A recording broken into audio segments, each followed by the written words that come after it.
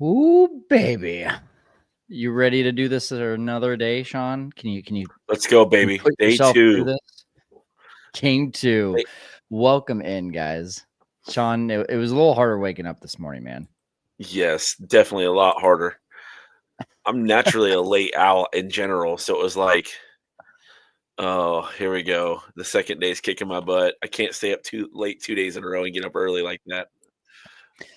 I am going to just assume, good morning to DeMarco, by the way. Good morning, David. I'm just going to assume that this really weird dream that I have is just an omen that the Cubs are going to win.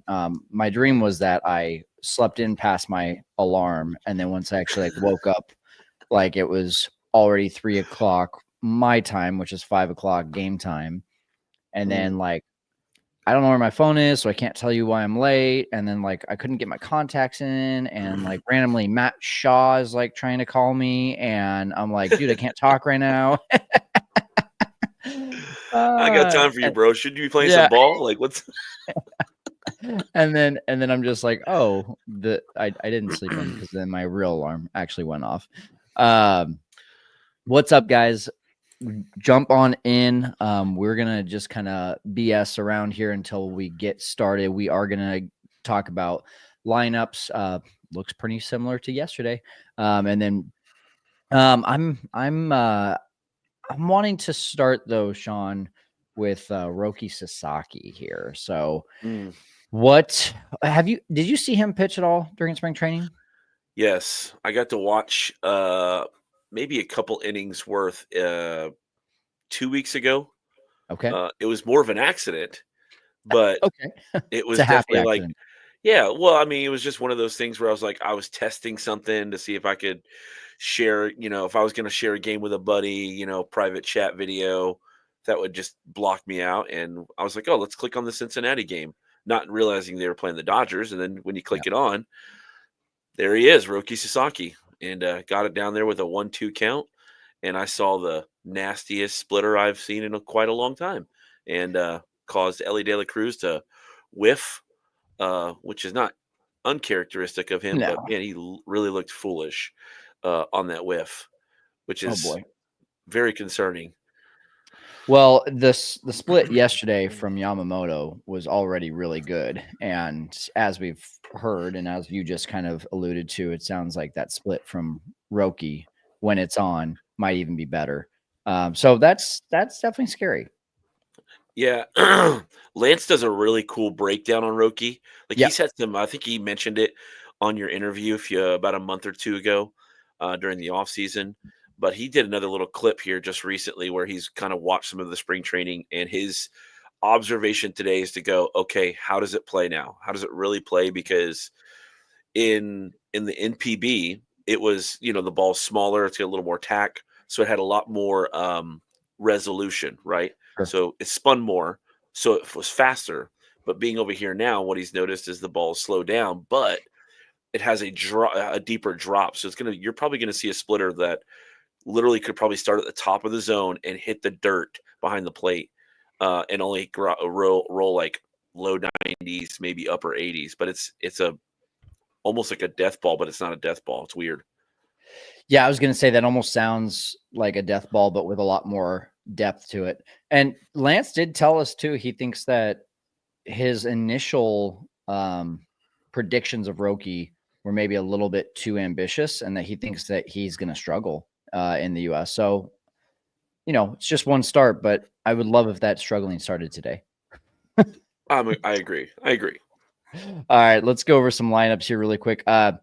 It's basically business as usual for the Cubs, aside from the catching position. So 1 through 9, if I'm correct here, Sean, looks the exact same as yesterday. The only difference is Carson Kelly instead of Miguel Amaya. Yeah. So you got Happ, Suzuki, Tucker, Bush, Shaw, Swanson, PCA, Kelly, Birdie. I actually thought that we might see a Gage Workman start today in replacement of Birdie or Shaw. But I mean, I guess you might see him after. Yeah. Like after Roki's gone, maybe we see him then. Like, yeah, I think that's maybe the only thing, right? Just with an unknown and probably a high strikeout potential. Probably makes sense. And there is I think Roki. so. Yeah. All right. And then for the Dodgers, you've got Otani, Edman, Hernandez, Smith, Muncy, Kike Hernandez, Conforto, Rojas, Pajes. And I think that is the exact same lineup as yesterday. We got about 4 minutes. What's up? Oh, no. Yeah. Freddie says something about Reddy had a rib discomfort. Yeah. Sounds like he just slept wrong. I was like, all right. Wait, all right. Appreciate that. Jeff's already dropped you a nice little comment there. Yes, Jeff, we want to be more positive today. We're going to be Good to see you, Jeff. I don't think I have the energy to be negative today. I am like dog tired. But we're going to do this thing, and I'm just going to say this. If we can get a ton of people in the room, that's going to bring up my adrenaline as well. So take 1 minute here, guys. Click that share button on YouTube. Share it on all of your platforms that you like to be social with. We might have a few guests drop in today. I was talking to Sam with Locked On. They had a huge room yesterday, so they're not doing a watch along today. So maybe we'll see some of their audience jump in and have some fun with us. But yeah, it wouldn't be fun if I just came on here and Sean and I came on here and just did a boring game. So we're gonna try to be positive. We are also going to be pretty emotional because it is still opening series. Justin Steele, let's talk about him since he's on camera right now, Sean. Some people are concerned. I'm not concerned. What about you? Just based on what you've seen from the spring. I'm excited, man. Like, you can go back to his last spring outing and go, oh man, like he gave up 4 runs in less than 4 innings. Like, is he going to be okay? Guys, he's been working on a changeup all this off season, all the spring training. He's been trying to incorporate this third pitch. He has been one of the most dominant pitchers over the last 2 years when he's healthy. Like, he's probably going to get some Cy Young votes this year. I mean, can you imagine a guy who's at the top of considered one of the top pitchers in the game, only has a 2-pitch mix if he throws a changeup in there? I mean, yeah, I'm just excited. I'm excited to see what he does. I mean, can see the stat on the screen, 307 and 24 starts last season. Guys, I don't really have a whole lot to be worried about. All right, let's get some stuff going in the chat here. Get ready. We're going to do some over under. First question is Justin Steele, over under 4 innings to make it easier. Over under 3 2/3 innings. You got Steele over or under 3 2/3 innings? Put it in the chat. Sean, what do you got? I'm gonna say over. Yeah, I'm gonna go 4 innings, and if he's efficient, maybe 4 1/3, 4 2/3, get into the 5th inning. Josh says over. Yeah. Charles says over. We got a few overs. Anyone else? Well, yep, we got over from our Kohler. Hey, David Luter is in the house. What's up, David? I don't think we got to see you yesterday, David, or maybe you were a little quiet yesterday. We always love David being in our chat. All right, over under. Cubs hit 1 home run. They have not done it in Japan yet, not even in an exhibition game. Over under 1 home run. Today's the day, man. Like, this is it, man. Like, you You can't put up another performance like this without a bunch of speculation and circulation happening. Got to get the bats going. Man, the thing with Roki Sasaki, with it being his first start, I could see him dominating, and I could also see him getting lit up. Like I just haven't seen his stuff. But given the fact that Cubs hitters are still in spring training mode, it feels like, and still trying to find it, man, I think they're going to hit one. But if I got to go over under, I'm going to say under. That's fair. But That's it fair. doesn't mean that they're not going to hit. Doesn't mean they're not going to score runs. I've got one for you before we see this first pitch. Okay. DraftKings had this last night. I thought it was fun. Said, yes or no, either Shohei Ohtani or Kyle Tucker give an RBI today. Really quickly, the first pitch just arrived, and it's a fly ball to left center. That might be gone. No, oh, gosh. We're good there. We're good there. Yeah. I thought that he was going to swing on the first pitch yesterday, and he didn't. No, he got it today, though. Man, Oh, man. he almost got it. I was like, are we really starting it like this? It was terrible because I just said it, the RBI, and it was like, oh, crap. First swing. Jeff is commenting, and Jeff, we tested the positivity. The very first pitch. Oh, man. And Tommy Edman, as we mentioned yesterday, has a righty 500 slugging percentage. So he's reversed around to the other side, righty today. He'd be the Ian Happ version of a left-handed hitter right now. Like Ian's pretty well from the left-hand side. Charles says scare first pitch. That was going to be a bad way to start the day, Josh. Just saw that with Josh. Yeah, that would have been a bad day. Yeah. Okay. Doesn't do well for your confidence going into the game from there. All right. Justin Steele firing strikes. First 4 pitches, 4 strikes. It is going to be interesting. It's going to be an interesting year for Justin Steele, Sean, because he even said it in our interview last year. You know, he essentially was trying to stay ahead of the league by adding in more pitches. And as you mentioned, he was working really hard to add a changeup during spring training, or at least just use it more often. So it will be interesting to see how much he uses more pitches. There's his first strikeout. 94. Look at that, ramping it up. I was waiting for a down and in slider, and he probably was too. That's why he swung at the high fastball. Let's go. All right. 2 down very quickly. They had the over-unders on strikeouts for Roki and Steele at 4.5 each. Oh, that's an easy over on both, I would say. What about you? I thought more Roki, but I thought because of the limited innings, it would be a little difficult. Anthony's got a over-under 8 Ks from Cubs batters. Look, sounds like you and I are pretty much synced up here. All right. Okay. Yeah. I'll get you this next pitch. 8. Yeah. Let's do a sync test really quick, guys. Pitch clock is 6 seconds. Throw, swing, miss. Yep. Dribbler, we're right on. Maya, throw, out. There we go. Great first inning, Justin Steele. It's a good first inning. It was 8-pitch inning again, just like yesterday. I really thought he was going to get a haircut before the season started. He, as you probably remember, Sean, he told me he just does not like getting haircuts. They have a team barber. Did you know that? I did not know that, but I can imagine that's the case. There's a really cool video going around. This guy goes through Wrigley Field and just with Jim, the head of Cubs marketing, and Jim just shows like all of the like spots within Wrigley Field, and they've got obviously all the things that you would think, but they showed this transformation of the workout room and what it used to look like, and you're like, oh my gosh, I can't believe the Cubs used to work out in that. Like, it looks worse than the one that's in my garage right now, and that's a Major League Baseball team. But they did show that, like, yeah, there's a team barber, and I was just wondering, like, Does that team barber just like wait around and hang out, and if guys come in, then they come in, or does he have like a schedule? Like, do you have to be Are you on the on, Paul? schedule? You're getting paged. Like, Yeah, number 36 needs a cut today. yeah.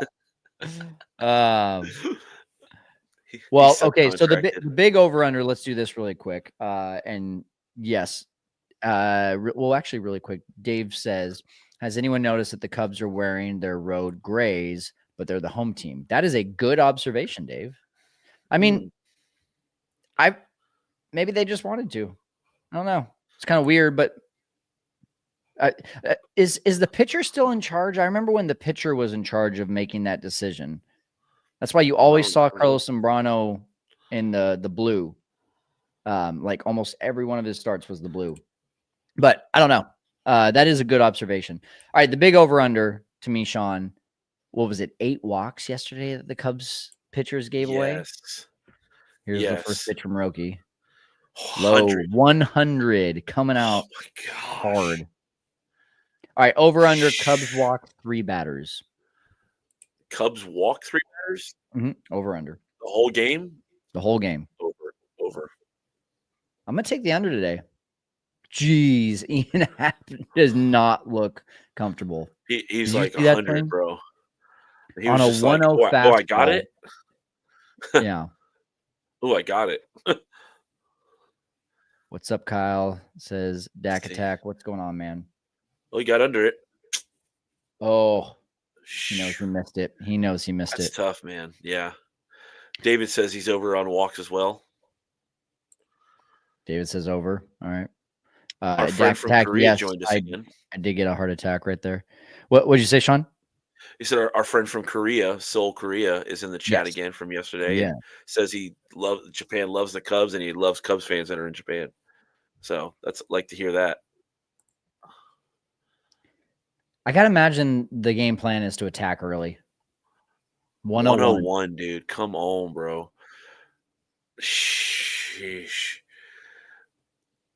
Well, last year he had a dip in velocity, and apparently there was that was some the concern. injury issues. Yeah, doesn't look like that's a concern today. Outside 99. He could be a rookie of the year candidate. I think my issue is like he hasn't pitched more than 100 innings in his last couple of years. Yeah. So it's like it's really hard for me to go. Come on, Suzuki. I'm telling you though, I know that was a ball right there, Sean, but I would much rather see that version of Seiya this year than Mr. like passive, not swinging, waiting till 2 strikes and taking close pitches on 2 strikes. That's a good pitch. Oh my goodness. That's that splitter. That was a splitter? Yes, look. No, that was I was gonna say that wasn't a splitter. That's slider or curveball. You see the replay? That wasn't a splitter. You're right. Oh my gosh. 100. He's coming out with fastballs mainly. Dude. He's cranking. Oh boy. 85-mile-an-hour breaker. Man, right through. It's a hard pitch, Right man. Anthony says, can we get the pitch counts? Anthony, pitch counts are right there on the ticker on unless you're not watching are you watching the game? Because right there under the score, it shows the pitch count for each pitcher. Over on a no-hitter, says Dave. David. That's good, David. Oops. I think Bush can get on a first pitch fastball would be, it might be a hit, but it's just, oh man. There was the splitter. There it is. Yeah, there it is. Can you imagine that? Like you got an 83-mile-per-hour curveball, probably somewhere a mid to high 60s, 80s in the slider, a splitter that can hit 88 to 90, and a 101-mile-per-hour fastball, dude. Yeah, it's. And what is he? 23? 23. Get hard, man. That's hard, right down but freaking middle. Oh. Whew. Well, my goodness. It's all right. That's what it is. Yep. Well, you've seen him now. You've seen him. Let's There see he what that was, was off the fellas. bat. Off the bat from Kyle Tucker, waiting for Baseball Savant to reload here. Yeah, load that up. But yeah, Kyle Tucker just missed that one. Just got under it, man. That was 99 off the bat from Kyle Tucker. Yeah, That's a so good maybe sign. a little more velo would have been okay. That's all I want to start seeing from Kyle Tucker is just better swing decisions. And I mean, listen, he got 4 at bats. That's the first 4 at bats that count. But still, if you add in spring training, you could just see he went from like, hey, I feel comfortable and I'm lining out every single at bat to like pressing and making bad swing decisions. And then he started making good swing decisions. And then we go over to Japan and he looks bad again. Like I just want to see some good swing decisions, some good at bats, some hard contact. The hits will come. He's just got to keep that same approach going, though. Yeah. Jeffrey, after I think Roki threw 1 split. Doesn't have Yeah, any. I don't know about that. It's 1 split. Yeah, it's just 1.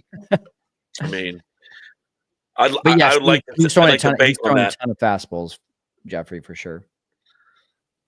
And again, you just wonder if you go back to that same premise of we talked about yesterday. Is like you could say this is somewhat of a spring training. Like I mean, it's this is what they're working on.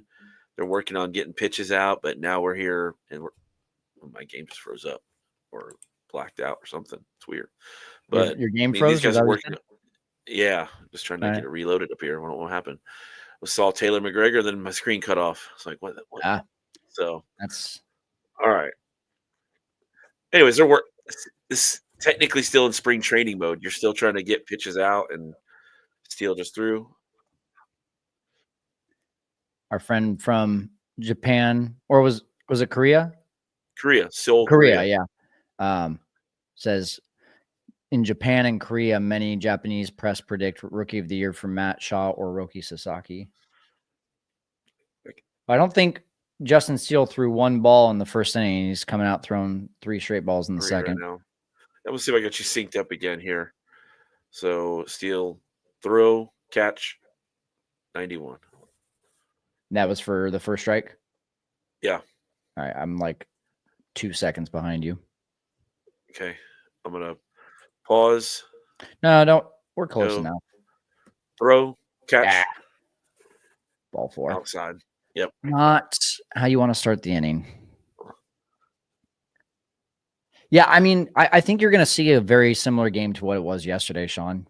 Right? I think it's going to be low scoring. I think it's going to be whoever makes the most mistakes is the one to lose. Leadoff walks, that goes in the column of mistakes. That little stat line you just saw from Steele, like that's why I'm not worried about him this year. I didn't see what did they have? 2024, he was a 307. 2023, he was a 313. 2022, he was a low threes again, and it didn't matter whether it was 120 innings, 170 innings, or 75 innings. Low 3 ERA all the way around. Yeah, I mean he's consistent, man. Yep. Uh-oh. Ripped that one down the line. God dang it. Oh, that was a throw from Tucker. Holy cow. Good gun. He hung that slider, man. You know what's crazy, Sean? We're not even seeing Blake Snell, Cy Young Award winner from 2 years ago and threw a no-hitter last year. He's their number 3 starter. Right. Cy Young winner last year. Number 3. Oh, man. But again, like yesterday wasn't about the Dodgers beating the Cubs. It was about the Cubs beating themselves. Oh, my goodness. Carson Kelly.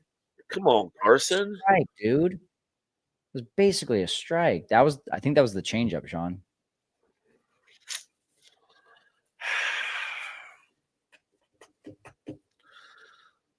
Pass ball. No, that was the slider. Yeah, backdoor slider. Sheesh.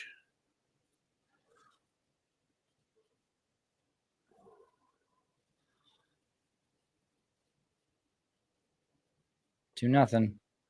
No, that's not enough. Not enough. Let's see PCA with that gun. That's It's more than a Muncie. yeah. Well, Well, that was quick. yeah. Can't walk. I mean, that it's easy for us to like sit here and say what you can and cannot do. John Birdie, you cannot throw that ball to first base yesterday. Cubs, you cannot walk 8 hitters. Justin Steele, you cannot walk the leadoff guy. But you just can't. You can't do these things against the Dodgers. You Yeah. cannot make one mistake against the Dodgers. Ben Brown made 3 mistakes and 1 at bat to Shohei Ohtani yesterday. He hung 2 death balls, and he threw a 0-2 fastball right down the middle. Somehow he only paid for 1 of those pitches. Yeah. We're fortunate it wasn't worse. David, it is not too early to start drinking. What time is it in Japan? That's all we care about here. Sheesh. Ripped up the gap. What was that, an 0-2 pitch? Yep. Why isn't my baseball Man savant alive. updating? Gosh, 100. It's hard hit. Freaking 0-2 pitch. Another mistake. You know what? That's going to be the drinking game, David. We're going to, every mistake the Cubs make. What have I got so far? I'm going to tally this. You guys keep score along with me. We had a leadoff walk. Yep. We had fastball. I'm not going to call the Max Muncy pitch a mistake because it was an 0-1 pitch. But then right there we had an 0-2 slider. That's another one. So I'm at 2 mistakes right now. I'm going to just keep track. Nikki says she's going back to bed. You should, Nikki. Mac, I think the whole league are fathoms behind the Dodgers team.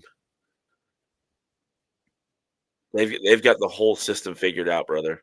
Like from their own television network, making mass amounts of money on the international market, like all of it, man. Like they're ahead of everything. And that's grounder up the second, double play. There we go. Well done. All right, get out of there. Okay. Good job. But here's the thing now, Sean. Like literally, Justin Steele now has to go another 2 to 3 innings and not allow another run. Like that's the pressure you have in playing the Dodgers. Mm-hmm. Pass ball was a mistake. I don't know. Do you think we see back-to-back relievers today? Like, do we see Trinan? Do we see Tanner Scott? Is it too early to see back-to-back like that? I think it is. I think that's why I thought yesterday if we were going to be able to like actually do anything, it was going to be later in the game. I mean, I'm hoping Roki makes a mistake and does something here at least one of these innings, but overall, I don't know that you'll see any of these guys back to back. Okay. I think it's a little presumptuous to think that this early into the spring training era. See Tanner Scott going back out there. I think they'd want to go with other guys leading up to him. Great point here by Daniel. Pass ball was a mistake. So there's 3. There were 3 mistakes in that inning. Mm-hmm. That inning alone. Can you think of one mistake the Dodgers made yesterday?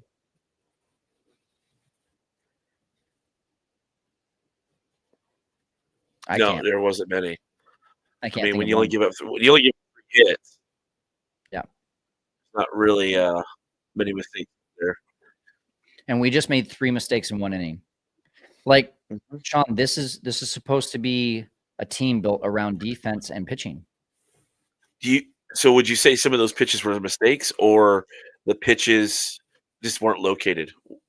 Like, well, I think a 4-pitch leadoff walk is a well, what was it? 5-pitch leadoff walk is a Yeah, that's fair. That's huge fair. mistake. I think a pass ball is a huge mistake. And yeah, I think a 0-2 hanger is a huge mistake. I think those are all just flat out mistakes. 80 grade yeah, splitter. We'll shout PCA, and it will be a game changer. I like this. Yeah. All right, let's go, Michael Bush. Home run. They 90. grade Roki Splitter at an 80 grade in the minor as a prospect. That's amazing, dude. Jeez. Insane. I hope that's true. Let's say it's the 5th inning, 3-2 Dodgers. Who's going to pitch then? His first 2 fastballs in the second inning down to 98. I don't think we saw anything under 99 in the first inning. So maybe that adrenaline was pumping inning 1. Yep. All right. Okay. That's good. Okay. Look, good job there, Bush. Thing. Taking all the way? Do you think he's taking all the way, or do you think he's going to give me a green light on a fastball? I think he's taking all the way. There we go. I'll take it. 4-pitch walk. Let's go. That's one. Go. Hey, mistakes, right? Limit mistakes. Capitalize on them. Yeah, let's do both sides, huh? Let's do both sides. So I'm going to go capitalize it. Cubs, and then I'm down here. I'm going to go Dodgers. Again, keep score at home. That's one mistake by the Dodgers. I think that's the first mistake the Dodgers have made. I don't remember a leadoff walk yesterday. All right, rookie. Here we go. Rookie of the year battle. Oh, come on. Go. Get out. That's fine. I take that. Don't want to easy fly out to the right. That I don't know, man. Like the last couple days, well, not last couple days.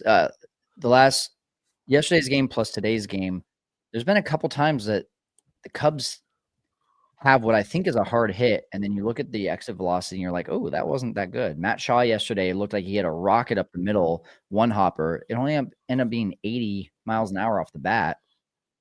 Kyle Tucker's liner at the end of the game yesterday, that was only 95 off the bat, so barely considered a hard hit. So I'm saying, yeah, it's upper 90s, but like it sounds harder from the bat than it is. I mean, Muncie's was 106 off the bat. Great point here, Jeffrey. They walked Hap yesterday to start the game, so that was one mistake from the Dodgers. I was going to check that. Like, did they walk him? Oh my gosh! Oh, dirty. That is so dirty. Down to 84 on that. Jeez. He's going to get another one right here. Yes, there it is. Punched it. Oh, see, that's what I'm saying. Off the bat, like, it's just weird. Maybe I'm just not in baseball shape, Sean. My eyes aren't in baseball shape, but I mean, I'm like, maybe that's it. I mean, that looked like a gapper. Yeah, I thought he got a bloop. You know, I thought it was going to get over the short. Yeah, a blooper in the gap. I mean, a little bloop. Yeah. I'm blaming the Tokyo Dome. I really liked Dansby's approach yesterday. Yeah. Middle right side. Need another one. Could use like a nice little right center field gapper. Like that's all Dansby needs to do is just always think up the middle. Okay. He's coming a little wild this inning. Yeah, he is. Well, that's what they got to do, right? I mean, rookie, amped up, young guy in his hometown, home country. Like if you throw him off a little bit, give a little bit of pressure, then you just hope the wheels will come off. Oh, see that? But that's a great approach, Sean. I love that. I love that. Like Dansby, when he is not good, is trying to pull everything. It's so simple with Dansby. Like, is he going to have more power when he tries to pull everything? Yeah, but he's also like a 210 hitter when he's doing that. Right side, up the middle. The power doesn't always show up, but at least he's a quality at bat. No, that's all right. Bush got 2. He took second. There we go. Yeah. Okay, let's see that. Jump. Didn't even throw down. Let's see that. Now, okay, that puts the pressure on, right? Now you got. Look at. He never looked at him. He never even looked. Never looked at him. Time them up. Bush got this. Time Like, I them got up. me a stolen base. Would you have guessed Bush got the first stolen base of the season? And Oh no, it's that's Birdie. not Birdie. I'm no, sorry, it Birdie was got it. Birdie. Yeah. Darn. Inside. Let's Let's go. go. Let's go, baby. Now he's rattled. Hey, Look at that PCA face. bunt? Is this PCA here? This would be PCA, yeah. Little bunt for PCA? He might try at some point in the at-bat. It's going to be coming 98 miles an hour at you. Probably away from you, first one. Drop it on the third baseline. Make Muncy make that throw. He's playing even with the bag, though, so he's kind of waiting for it. Yeah, Sasaki is on a scale of 1 to rattled. I'd give him a 5. Yeah, let's see. I'd like to see what he does under this pressure. Got a man in scoring position, 1 out. I mean, there we go. I mean, don't get me wrong. Like, he still pitched 3 to 4 years in the NPB. So I mean, this isn't abnormal for him to face adversity, so to speak.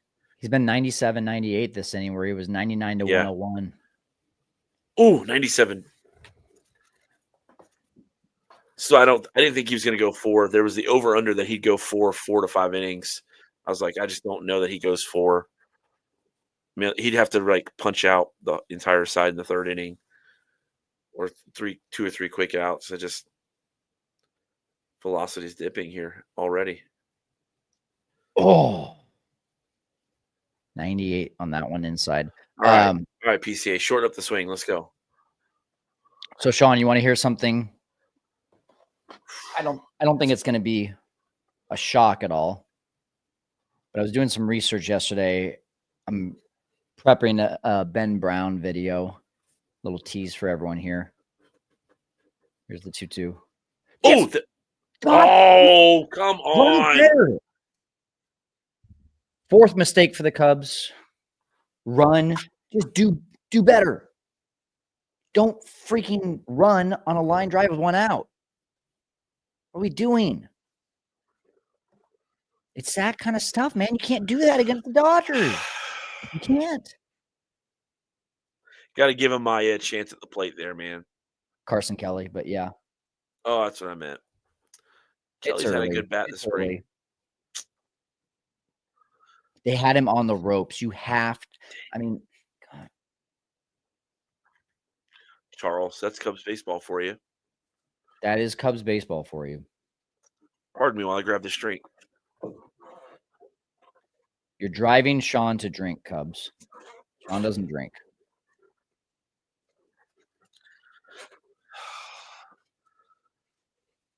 Jeff says he thought it looks like he was well off the bag. Maybe a big secondary he took.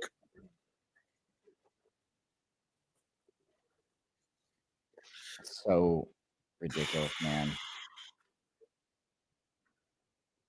I felt good about PCA right there too. And that was it's a good liner. Shot. That was exit velocity. Where's exit velocity? Where are we at? What? It's probably about a 95. 90? That's what I'm saying, dude. That was 92 off the bat. Oh, 92? Like, what?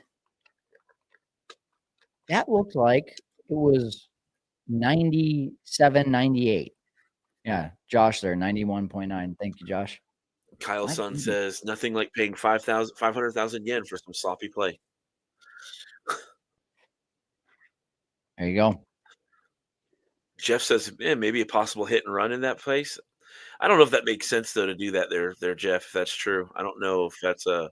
No one was running. It was just aggressive secondaries. I mean, it was like he went off the bat, like, yeah, hit a good secondary. Maybe they were banking on that splitter hitting the dirt and bouncing away. So they take this big secondary lead to maybe get 2 guys in scoring position if the ball hits the dirt with that splitter. Steele has to keep them at 2 runs. Yeah. I mean, at least we see that Roki is hittable. Yes. Well, we got a good couple walks on him. Yeah. Technically have a hit on him yet, I don't think. No, but I mean, 97, 98 versus 99, 101. Much We're putting different. the bat on the ball. Yeah. Had some good what they look like some good hits, good contact. Just And ran up the pitch count. I got to imagine pitch counts are going to be similar for him as they were for Yamamoto. So that was 65, 20. 70. He's at 28 now. All right. Ooh, punch him. There we go. Let's go. Good slider. We got to give this umpire 2 seconds before he calls a strike. So Maybe he yelled it. my point that I was going to make, Sean, I looked this up yesterday because I'm doing a Ben Brown video. You know, Ben Brown yesterday was 95, 96 versus last year you saw mainly 97, 98s out of him. So I wanted to know what's the difference on 2 miles an hour. First pitch to, oh yeah, give it to him. There we go. Batting average, Sean, in 2024, 95 to 96 miles an hour, 241. Okay. Yes. Oh, good pitch, baby. 241 on 95 to 96. 97 to 98. How much do you think it dips down? 217. 209. Big drop. 209. Oh, that's a big drop. Points. So I thought he got him. So when you saw yesterday, like Tommy Edman with the single on that high fastball the other way, the difference there of 95 to 97 on the exact same pitch location it's monumental. You put a 95-mile-an-hour fastball in that place that you gave to Tommy Edman yesterday compared to 97, the stats say that probably would have been a foul ball or would have been a different result. So you can make the argument then, like if you're going to be hovering around that 95 mark, you need to have a decent secondary to bail you out and not lean heavy on it. Yep. And by the way, the next question became, well, why is Ben Brown down a couple miles an hour? Again, that's the video that I'm working on making. So you guys, the goal is to put it out today, but it'll probably be more realistically out tomorrow or Friday. I'm looking at the mechanics as the goal. But moving down this list, so 97 to 98, 209. That was a 32-point drop. 99 to 100. What do you got? What's the drop? Man, so it was 207, you said, or 209. 209? Man, how about a 193? 184. Oh my word, dude. Another 25 points.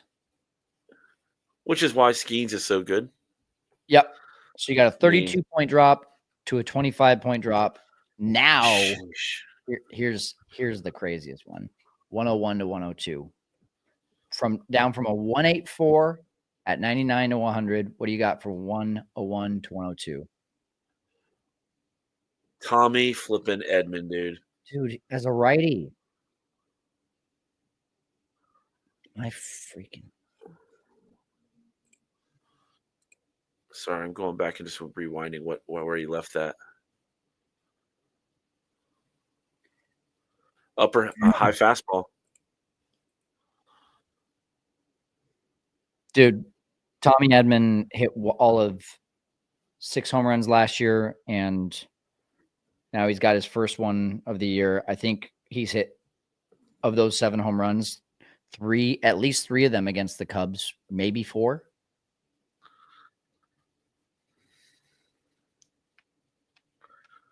Sheesh.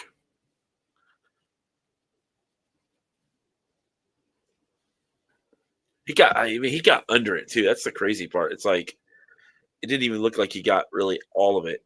Yeah, he let the ball do the work. All right, what do you got on 101 to 102? All right, 101 to 102. You said it was a 184. 99 to 100 was 184. 184. So it's been about a 25-point drop. So I'm going to go 167. No, 161. 143. Oh my gosh! Get out of here.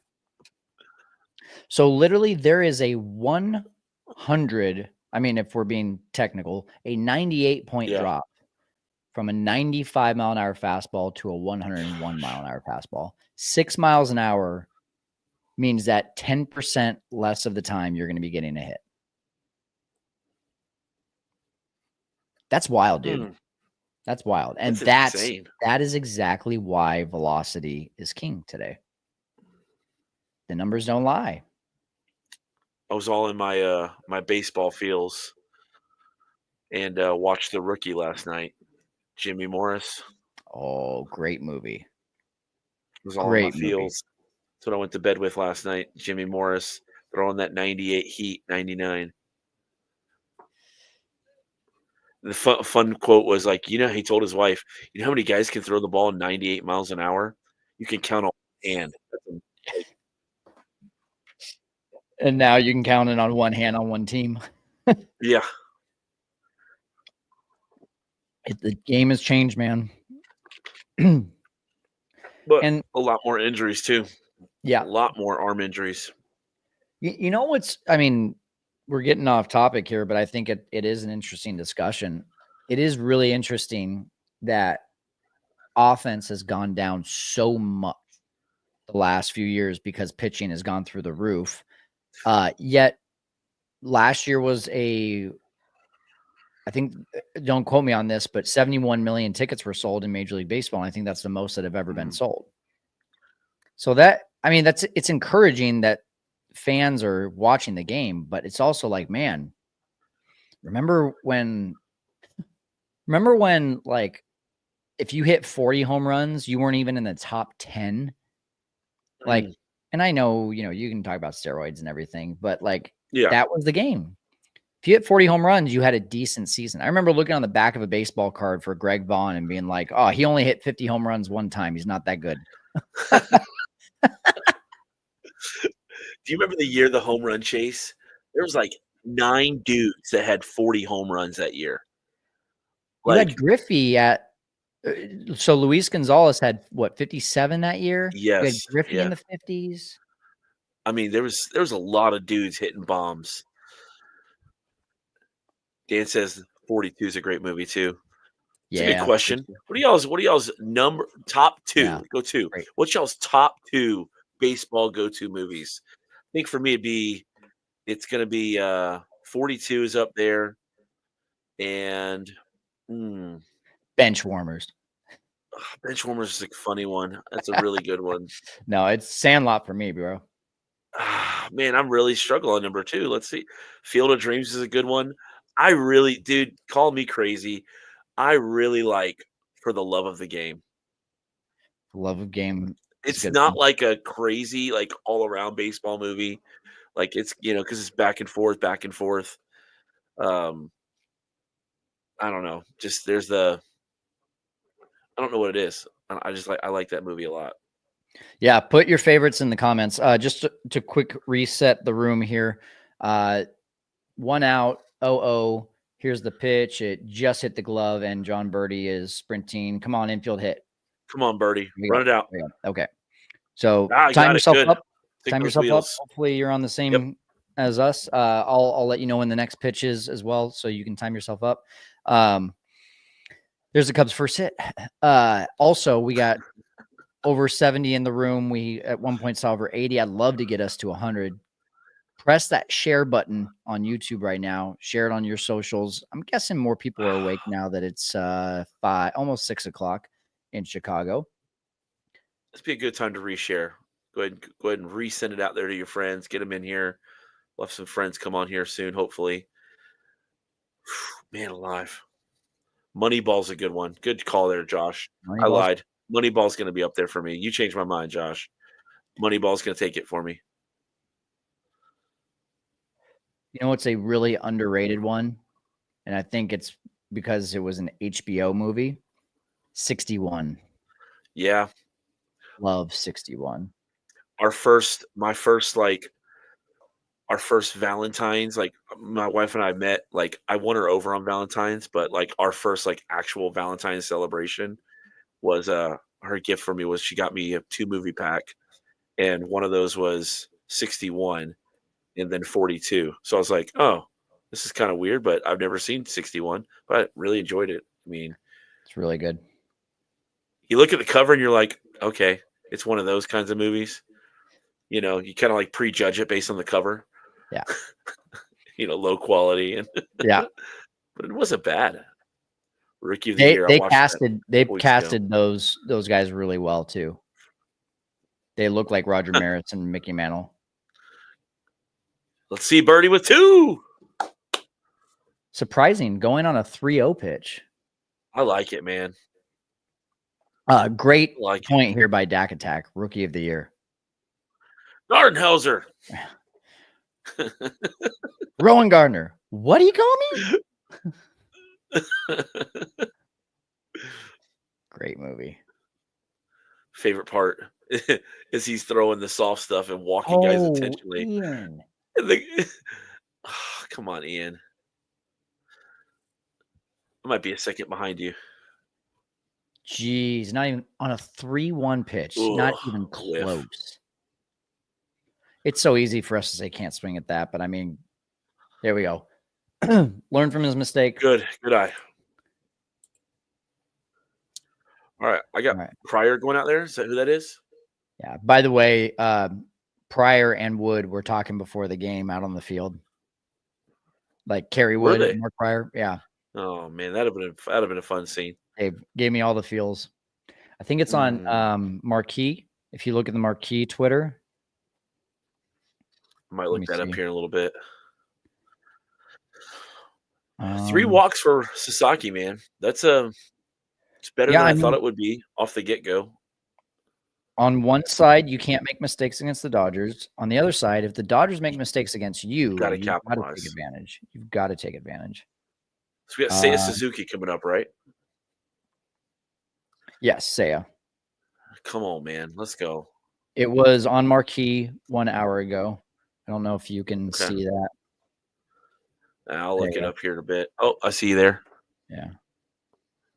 It's so fun, dude. Man. Just got home from work, says Jake. Dude, Jake, what do you do? Holy cow. Just got home from work? How are we feeling? Well, third shift. The vibes are low, but they've got a chance to turn around right now. By the way, I wouldn't be surprised if Justin Steele goes 5 innings. If he has a efficient 4th inning. I agree. Low pitch count. Good eye. Breaking pitch. Oh, you're ahead of me now. Oh. Yeah, you're way ahead of me. That was like a 5-second difference. Here, let me refresh. No, I want to refresh right now. I'll refresh. I got you. I just paused for a second. Okay. So I got Suzuki. He's going through his warm-up. Hands on the ball for Roki. Looks at third or plate, pitch, catch. Oh, swing. Yep. We're right on. All right. Good deal. Book Factory, where it says Jake works at a book factory. Night shift. Huh.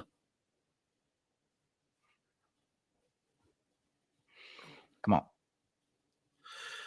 Jeffrey Vitek says last year, albeit it was only a half year, Tucker had never had a back-to-back walkless, hitless games. Matt says he's doing something this inning. I'll take that. It's a good thought. Okay. I like it. Now would be the time. I like where you're thinking there. If he has bases loaded, bro, great time to bust. Man, that would be a fantastic. Like as much as I want to see the long ball, I would be just happy with just a solid down the line. Give me 2 runs. I mean, good night. Come on. Wonder if the steals are making Sasaki rush his pitches. Let's go. Let's go, baby. Let's go. This is it. This has got to be it. Has to be the time. Kyle Tucker, baby. This would be loaded. This would be a clippable moment here, Kyle. You have to call like the home run ball right now and let it see it happen. I don't care about viral stuff. I just want to see the Cubs do something. Okay. Good Oh, vibes. there we go. Good vibes. Is that Devi? What's his guy? Is that Devi Garcia? I don't Yimi? know. Don't care. I don't know. I don't know the Dodgers. I don't know Dodgers players. I think that was a split the first pitch. It's all right. I didn't want to first hit. He didn't want a first pitch fastball.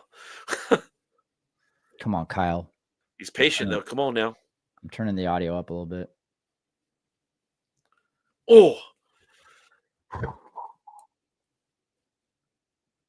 let's go, Bo. Put it in. Let's go.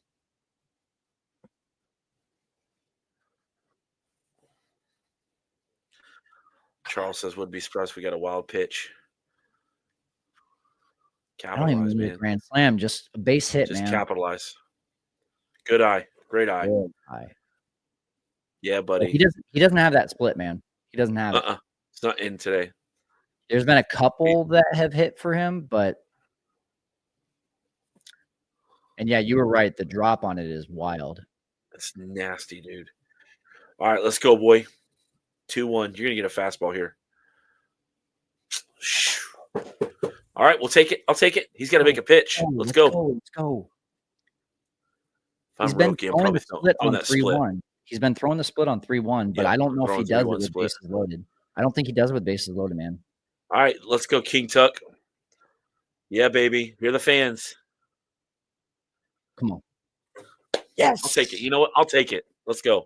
There's your walk call out. Who did that? Was it Jeff? Great. Jeff called it. Yeah, great stat by Jeff. Like you said. Last give year, that to not a Jeff. single back-to-back walkless, hitless game. And he There's keeps your the walk. trend alive. Michael Bush. Hey, look, I'd like to see a good look. He's had a great spring. Let's see this happen here. What's up, Big Mike? Great eye. This is what you needed to see. You just Does needed Bush to rattle. ambush the first pitch? Yes, he's gonna. If it's fastball, he's ambushing. Oh, good eye. Right. But Sean, Luis Garcia. This is what you needed to see, man. You needed to see this guy get rattled. You needed to see him. Yes. A little bit of pressure on the base paths. This is what the Cubs needed to do. Good eye. That's all right. That's By the okay. way, that's another mistake in the Dodgers column. Bases loaded walk. Is that that's the third walk this inning? Yes, it is. No. John Birdie got a little dribbler. It's only Right. 2. No, yeah. That He's got 4 walks in total. Well, let's see who walked. It was Birdie started, and it was walk. Wait, you're right. Wow, yeah. Hap, Seiya, and Tucker all walked. Yeah, I'm gonna put that Good as another eye. mistake. Good. I mean, you can't have 3 walks in an inning. 3 walks in a row.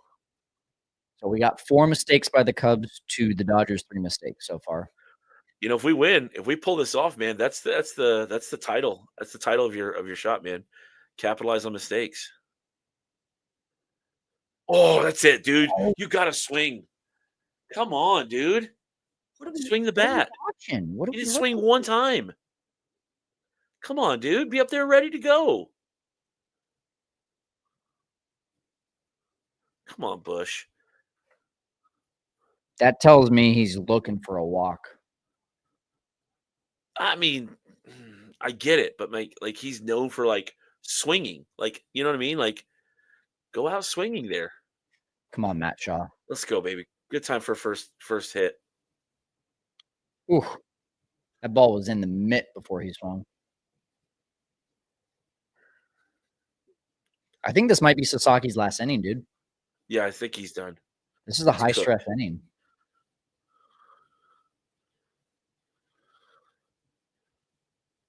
Oh, Bender.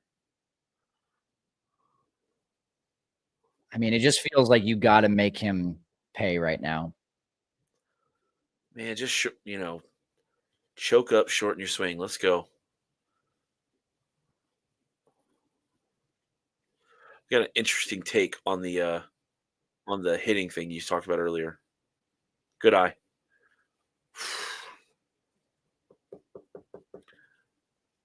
The blood's pumping. Let's go now. Let's go.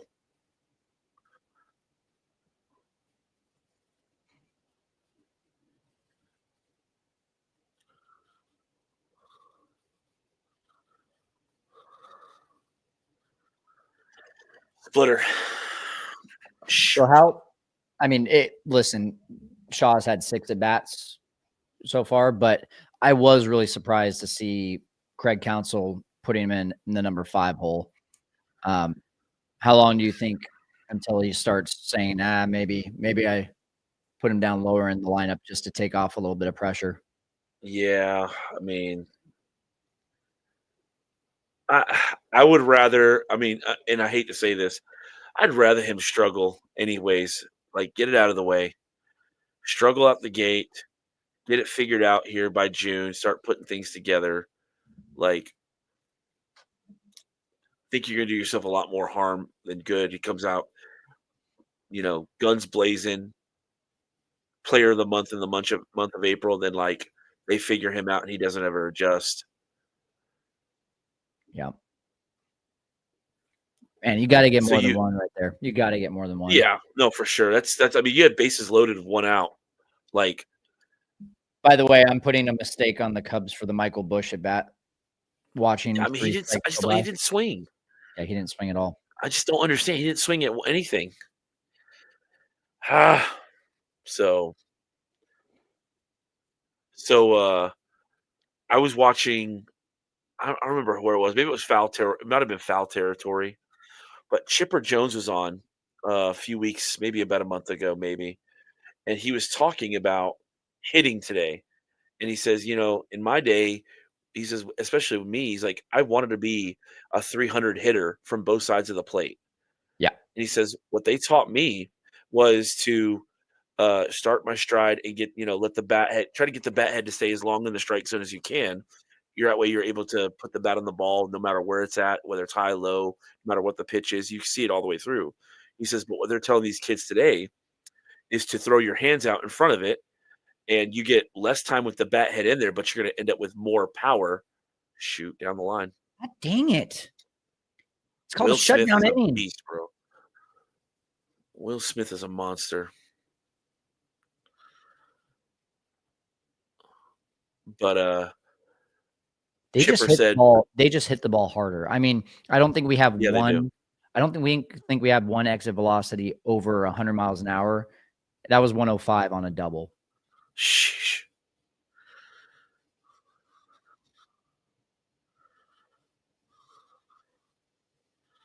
Max Muncy. Oof. Yeah, call for new ball on that one, huh?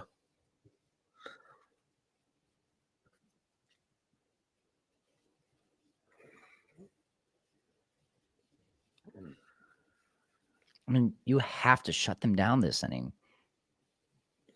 Momentum swinging your way. You got to take advantage of this. So let's go hit the comments real fast here. Yeah, I'm with you. Is the way Bush swinging at nothing and then Shaw swinging at everything. Yeah, it's just tale of two weird at bats. It's almost like because Bush didn't do his job there to at least put pressure on Roki. I mean, at least put the ball in play. I don't care if it's a ground out. Like, put the ball in play. Don't get caught looking on a low and outside fastball that was in the zone entirely. And then Shaw probably felt like, hey, I got to get this hit. I got to get these boys around swinging at everything. Yeah, it's not good. That's why as well. It's just like, do you want that kind of pressure on a rookie already? And that's the kind of pressure Matt Shaw is going to have batting 5th. There we go. That's an effective out. Can of corn. Let's take that. Ways World, how soon do we see PCA lead off? It extends the lineup so nice. Probably once he just starts getting into his groove ways, honestly. Like, I wouldn't mind seeing him up there, but I'd just like to see him have 2 solid months of where he's actually putting the bat on the ball. Maybe he's got a better discipline and he's not just free swinging everything. I mean, I guess the other part of that too is like at this point, like if he can bring a little pop or a little spark to the bottom of the lineup, why not leave him there if the top of the guys are doing their job? Good pitch. It's a great pitch. Redneck, we got to score in those situations. Correct. Is the whiz. We saw what happens when the Dodgers get charity like that with walks. You're right, man. That's kind of honestly been the MO for the Cubs for the last couple of years. two and a half season, two in the third of the start of the third season. Like we just don't score the runs like we're supposed to when in the clutch. Yep. I mean, look, mind you, Tucker did his job. That's why he took the walk. Didn't swing and miss at anything. Oh, good pitch. Guy had fooled him. He thought a slider was coming. Josh, positive. We scored one. Negative. We could have scored more. Yeah. Anthony says PCA should be at the top of the order using that speed. Oh, he's out. It's in the zone. Call it. God dang. ABS. Anthony, the issue again, we just got to see PCA get on base more. That's all it is. Slider down the middle. Man, he could have been bad. Sean, I switched my hat up. I switched my under the jersey stuff up. I see you switch your stuff up. We got. I did, man. We're supposed to have better mojo. That's right. At some point, man, you can't blame the fans. Oh shoot! Oh Jesus! No doubter.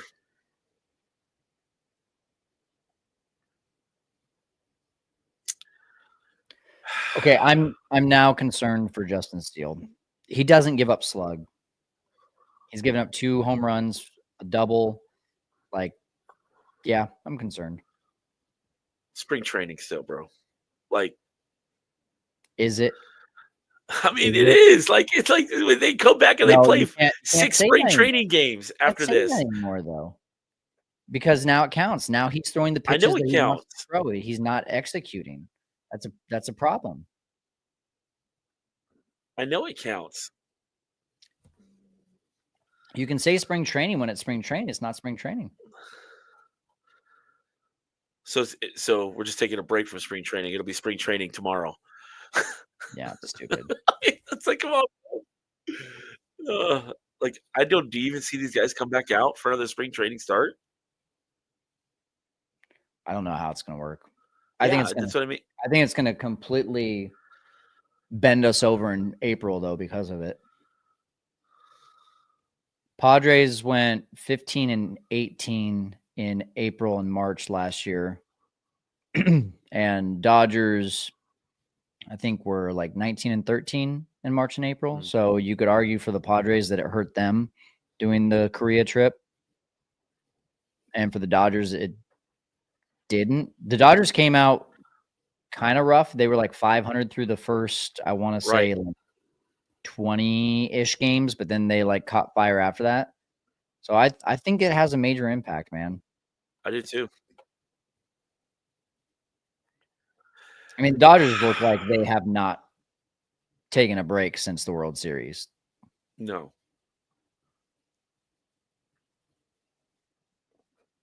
The thing is, Steele had strike 3 on Kike Hernandez, and it wasn't called. Yep. But he also didn't technically have strike 1. If you trust that box on your screen, he didn't have strike 1, but he got that called. Sean, we've got a setup man guest I'm going to bring in a second. He's been waiting, but man, vibes are low. I just don't want to bring him into this room right now with the vibes the way that they are. But maybe he'll lift our spirits. We'll wait till after this batter.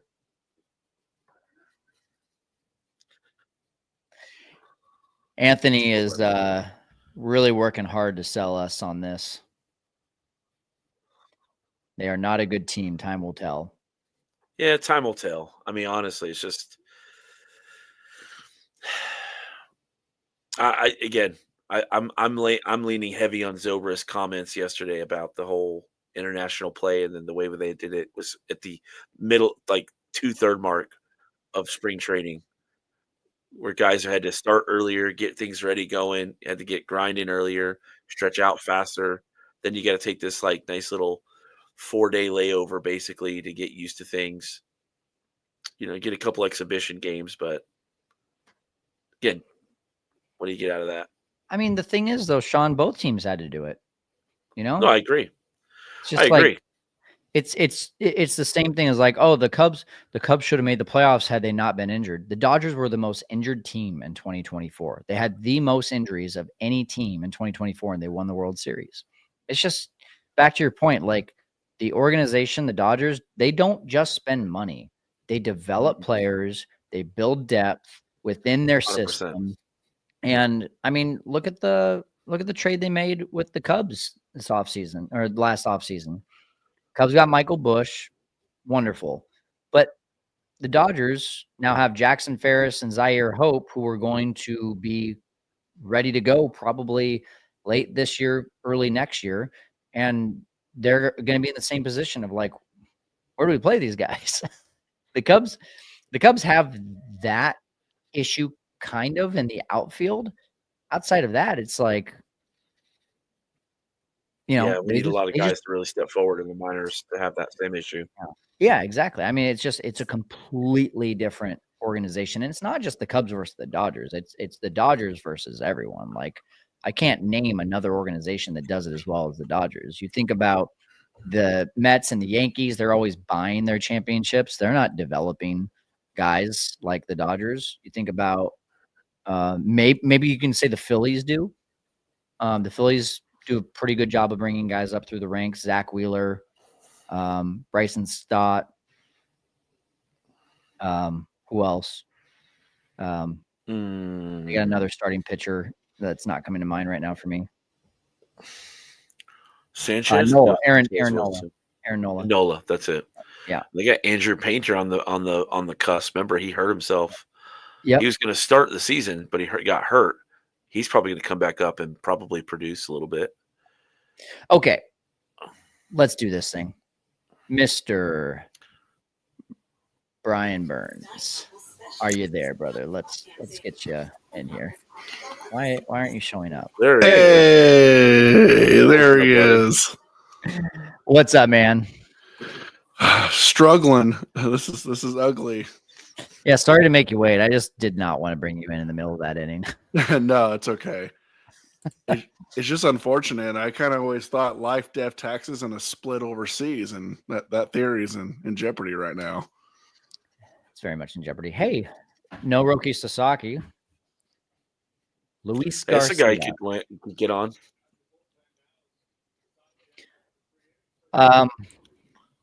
Did I miss any mistakes this last inning? Do I need to tally any more? Last inning? Yeah. I mean, Justin still gave up a home run, but I don't even necessarily want to call that a mistake. Yeah. It was a mistake pitch, but it wasn't like he got on top of it. Was that a slider he hit it off of? No, it was a fastball. Yeah, down and in fastball. He turned on it. Yeah. Let's see. Kathy, no, Tucker did not get his first hit. Our friend from Korea, Cam Smith, has hit 3 home runs in spring training. Thanks for bringing that up. Yes. Let's see. Brian, what do you see Brendan so far? Well, that Carson Kelly pass ball was probably one of the most ugliest pass balls I've seen. Yeah, that was almost a strike.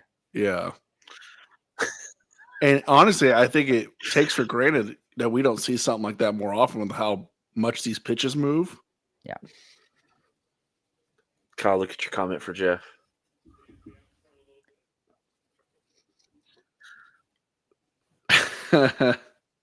Yes. Thank you, Jeff. Appreciate you, Jeff. You thought I was trigger happy yesterday. Turns out I was just ahead of the curve. Yeah. Another baseball movie no one liked. Trouble with the Curve. What's his face? Clint Eastwood, right? Yeah. Clint Eastwood. I'm a Moneyball guy myself. Yeah. I almost forgot about that one. Yeah.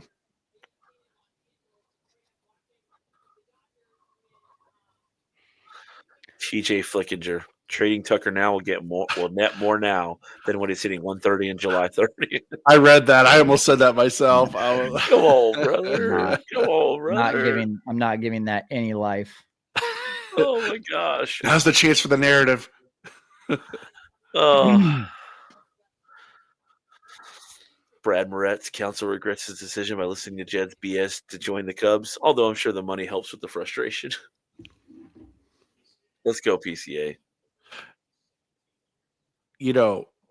Kyle, Sean, you brought it up about when does PCA move in the lineup. I kind of wondered that last night myself. Is it when he is more consistent, or is it because there's other places in the lineup to bring him up? I think it has to be both. Yeah. There has to be a problem and there has to be a solution. You can't just move two problems. Yeah, it's true. Oh, goodness.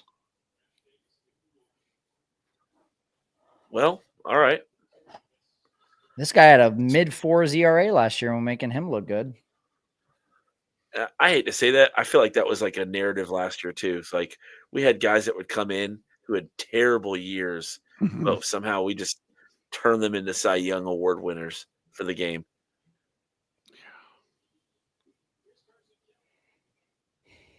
Oh, man. How do you feel about Max Shaw's at bat so far? Not good. Yeah. Reaching, I guess, is the word. Well, I mean, you think about it too. Again, he did not see a major league pitch unless you count spring training. And then right out of the gate, he's got to see Yamamoto. He's got to see Tanner Scott. Yeah, that was right there. He's got to see Tanner Scott. Who else did he see yesterday? Probably Banda, maybe, or Kasperius. It's on the screen. I mean, that's probably the three best pitchers he's seen outside of a Banda kind of guy. That's probably the three best pitchers he's seen in his entire career, and it happened all in his major league debut. I was kind of curious how he would look with that leg kick with Suzuki. I was curious if he'd look really behind or if he looked like he could time it up. Yeah, there wasn't much he was timing up with anything with that stuff coming in. Yeah, no. I mean, Ian Happ's first swing was just, that's 100. Well, yeah. I mean, the whole team looked bad at the plate yesterday, except for Dansby Swanson. I think Dansby Swanson had the best at bats. Hey, he's got that 345 lifetime batting average in March, Yeah.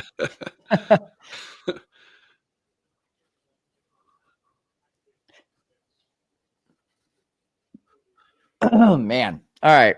Torrencio. We got a question for you, Brian. Trivia time.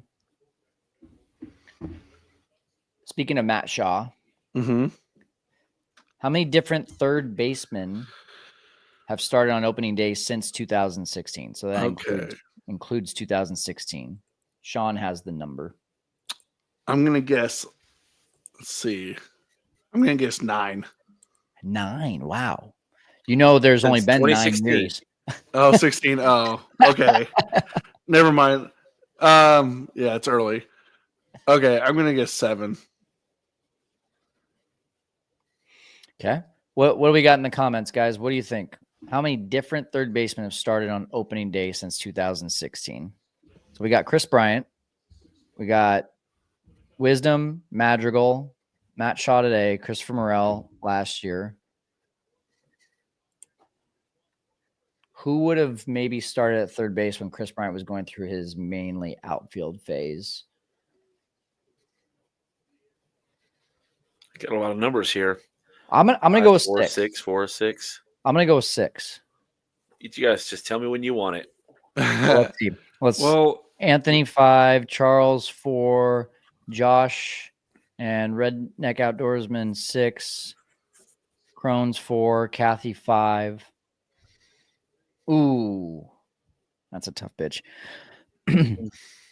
I got 6. That's my final answer. What was yours, Brian? 7. 7.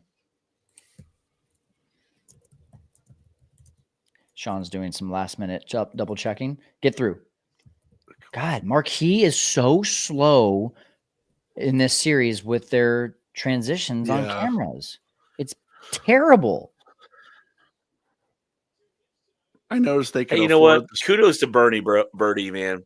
Listen, I gave him some flack, for a couple of errors early in spring, but my man, like out of MVP of the series so far, This is crazy. Oh, I wouldn't go that far. He made the most crucial error of the Yes. series.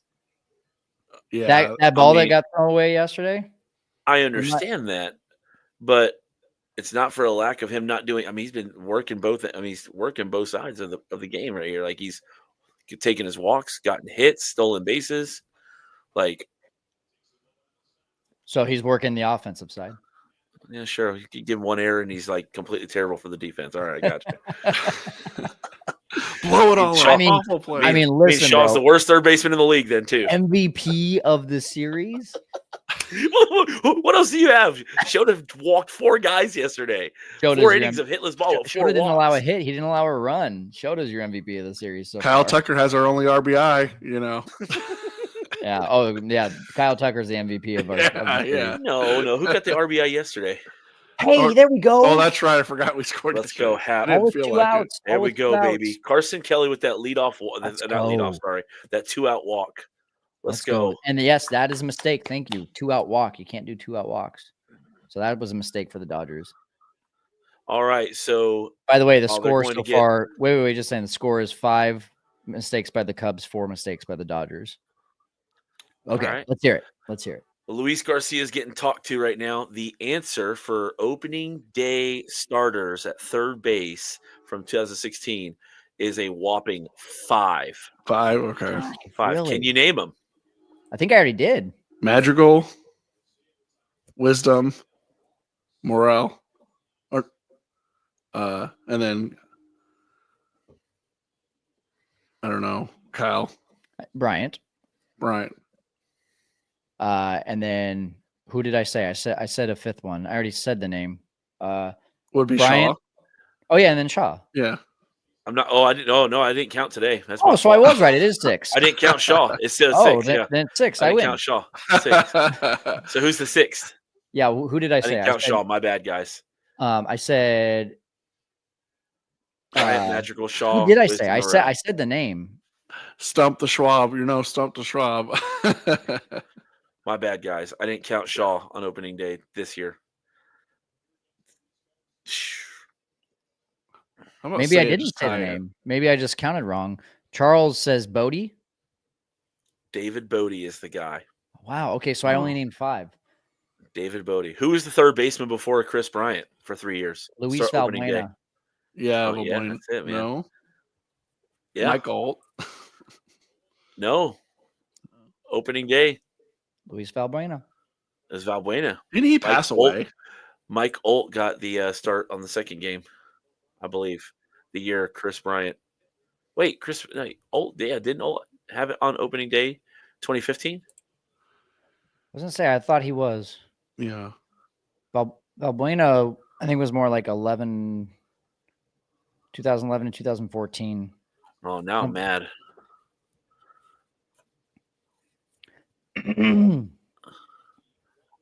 Baseball Reference gave me the wrong category. Oh, Seiya. Come on, Seiya. What swing was? Not Anthony, clutch. we're at the end of the 4th, going into the 5th now. Jeez, man. Not clutch. I noticed Marquis has the strike zone today, and they didn't have it yesterday, right? They were off and on with it. Wonder why. You think Justin Steele goes back out there? Did they show any I didn't see any bullpen shots. Did they? Also, something Marquis is not very good at. If we want to just continue to pick on them. Remember, like when it was WGN and someone warmed up in the bullpen, you were like seeing 4 or 5 shots of them. Yeah. And now, like Boog doesn't talk about who's warming up in the bullpen. JD doesn't talk about it, and they have 0 shots. And it's just like that's an important thing for us fans to know. Why are we not talking about this? Which is crazy because they have a special camera in there. They do. Like, just because the bullpen guys don't dance anymore doesn't mean you shouldn't show them. Seiya Suzuki. Let's look how rispy Seiya Suzuki is. Okay, I have a confession to make. I'm sorry. Let's hear it. So we're all wrong on the opening day third baseman. So my tab opened up who played the position the most. There's only been 4 guys on opening day since 2016. Bryant's done it from 16 to 21. Wisdom 2 years. Madrigal and Shaw this year. Opening day third baseman. Really? That's happened to me before, wait, Sean. Morel was opening day third base last year. Nick Madrigal opened up last year. Opening day. That was 23. I'm looking at the baseball reference page right now. Thursday, March 30th versus Milwaukee. Patrick Wisdom was the third baseman. Because it was Gomes, Hosmer, Horner, Wisdom, Swanson. Wisdom got the start against Happ, Hayward, Suzuki, Hendricks, Ortega. That's not right. 22. That's not right. That's not right. Morel was. Are you saying Morel was DH then? He had the I'm first looking hit. at it now. 2023? 24. 24, he was DHing. Morel was DHing? 24, March 28th. I'm like, look at Texas. this. Morel is DH, Steele pitched, right field Suzuki, center Belly, left Happ, Wow. Swanson. Madrigal was third, Horner and Bush and Gomes. Yep. Nate Pearson is now pitching, by the way, ahead 0-2.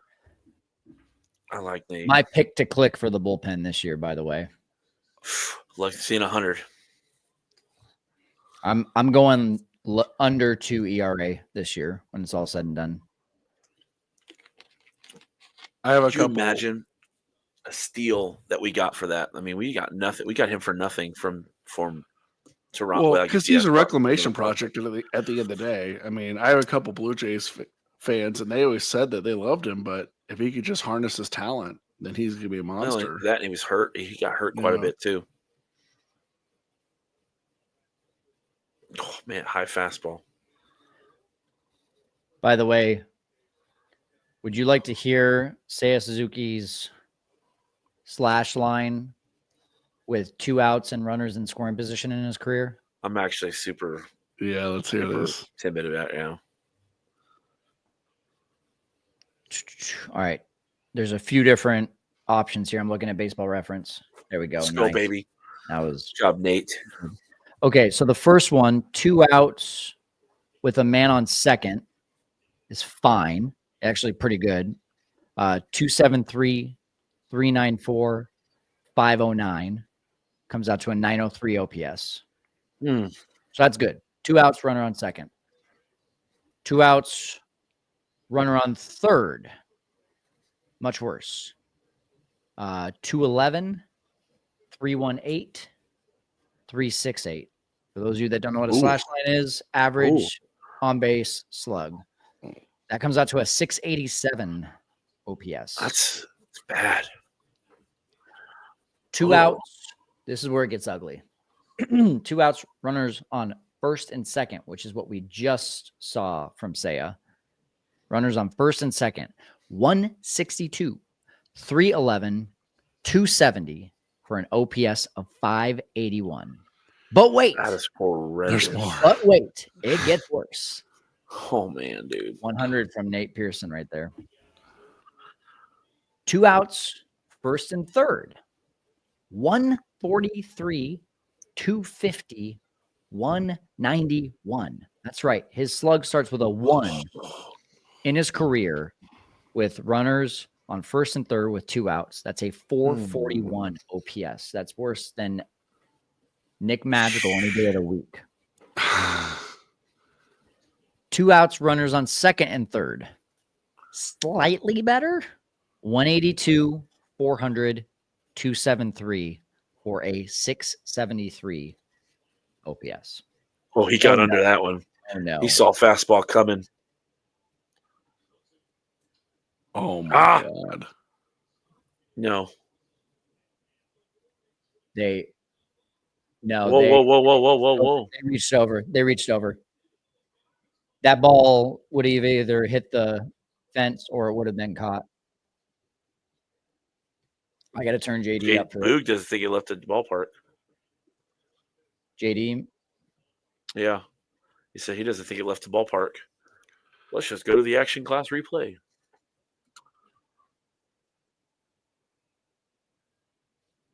Interference, Charles says. Let's see it. Oh, he's calling it. He's calling it. Should we keep on ragging on Marquee?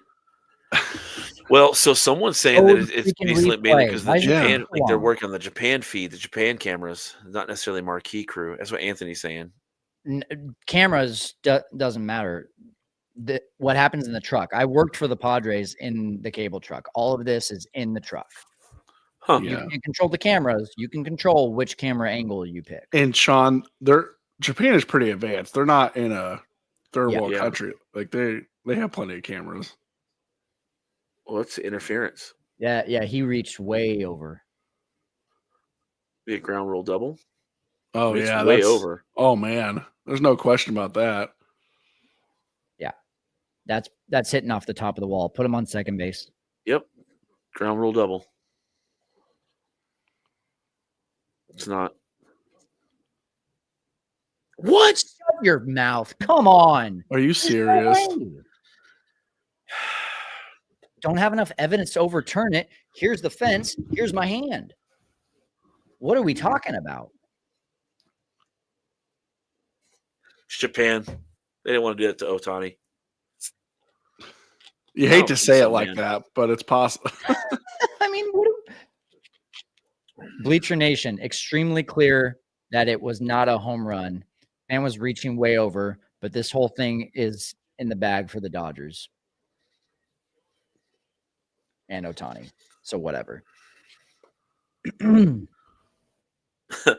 mind. What are we watching? I'm already done. Yeah, like I don't understand. With all the advanced camera angles, the digital renderings we could come up with, we couldn't figure out. Oh, that ball is going to be short. Why even have replay at this point if we are not going to use it properly? Good pitch. I mean, God, man, that ball was the bottom of the zone. He just got a hold of it, man.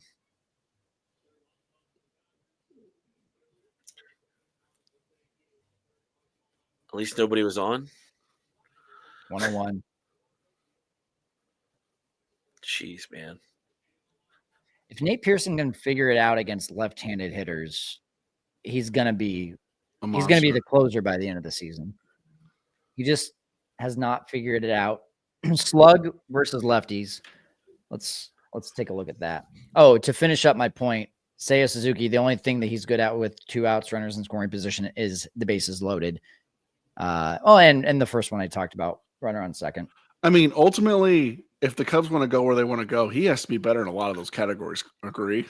Oh, 100%. Yeah. I mean, yeah, you can try to sell me that clutch isn't a thing all day long, JD, but like it is. Yeah. When you look at those numbers, he got under it. That's out. When you look at those numbers and you tell me that clutch isn't a thing, but every time there's a runner in scoring position with 2 outs, you're batting under 200 with an OPS under 600 in most cases, 700 in all the cases. The only time he's any good is bases loaded or just a man on second with 2 outs. 294, 400, 529 with bases loaded and 2 outs. That's a 929 OPS. That plays. Nate Pearson. Let's see what his splits were against righties and lefties last year. When we got Nate Pearson, I remember asking my buddies about him in Toronto, and they said, he's going to strike out guys, and he'll probably give up a home run and outing. Yeah. It's about what we've seen. Yeah. I mean, so I'm in a really deep fantasy baseball league. Like I've been a part of one for like 10 years. And these guys that I joined, I'm from a church group in Raleigh area. And they've been doing it since like the early 90s, like breaking out the old dry erase board. And they do this thing where they do these keepers with an auction style draft, and they add money every year. So you get to keep guys, but you have to increase your payroll, and it deducts off your draft money, your auction money. So we've been I get like all these prospects that get to follow, and Nate Pearson has been on someone's team for like the last 4 or 5 years easily because he was such a highly touted top prospect. I think he was ranked number 1 at one point. So has got really good stuff. Obviously high velo, just a couple injuries early on. Didn't do so well when he had his cup of coffee, and then you just couldn't put it together in the starting rotation. I think they just transitioned him to the bullpen a couple years ago. So I was wrong, which is weird because I wasn't the one that made up that narrative. I've heard that on the broadcast before of like he needs to figure out slug against lefties, but lefties last year didn't slug as well as righties did against him. So slash line against righties, 256, 303, 496. So 496 slug against righties. That's a number 3 or number 4 batter every single time at the plate. Against lefties, 271, 338, 415 for slug against lefties. So that's a 81 point difference. Tucker got a hold of that one. Oh, come on. Man, he didn't get a hold of that one. That might have been 95, 96 off the bat. 97. Like he's still off. He hit it well, but I mean that wasn't. I wouldn't say he barreled that one up. Well, because I mean, to a lefty, that's right in his wheelhouse as a lefty. Yeah. And like you said, it's because he's off. I mean, he should hit that a lot harder if he was on time. I'm so glad I didn't go to Japan. Oh, this guy's big league debut. Yeah, he was one of those questionable guys where like he did good in spring, and they're like, "Oh, we're gonna add you to the crew. See what you do." I know when you travel, it's about the experience and all that stuff, but I mean, to go all that way and get shellacked twice would be a tough pill to swallow. Oof. I get mad when I just go to Chicago, which is 3.5 hours from me, and they lose. Oh man, does it not feel like it's already the 8th inning? Yeah. 5th inning. I mean, you got to chip away here.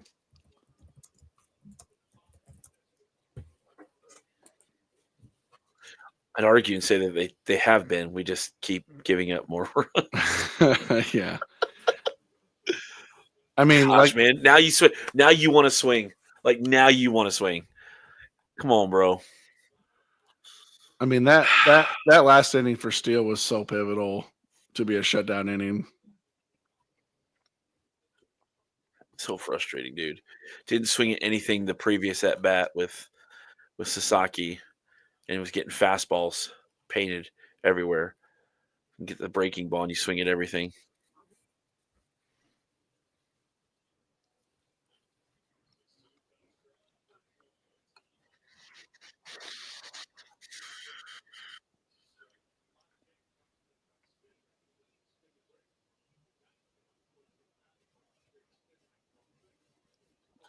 Oh, right on that. Let's see. Brian, sorry the vibes are low, bro. No, and honestly, it's amazing when you're searching for stuff to talk about, but when things are going bad, it's hard to.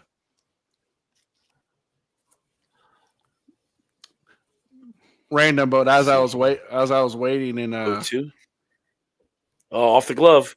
That's going to be an error, right? That's going to be an error, right? No, that's a hit. You sure? 100%. I think it's an E1, man. I'm sorry. Like it bounced literally out of his glove, and if let it go, it would have. It's already been ruled single. They'll change it. Hit the ball. No, they will not, Sean. Yeah, they'll change it. Hit the ball. I love you, Sean, but that is a reaction play, and it is a single all day long. If he lets it go, he hit it right to the shortstop. That's not how errors are ruled, though. Errors are not based on effort. Errors are based on, is it a routine play? In the rule book, is it a routine play? That's not a routine play. Yeah. Because that's based on. I'm sorry. You can die on your John Birdie as an MVP hill.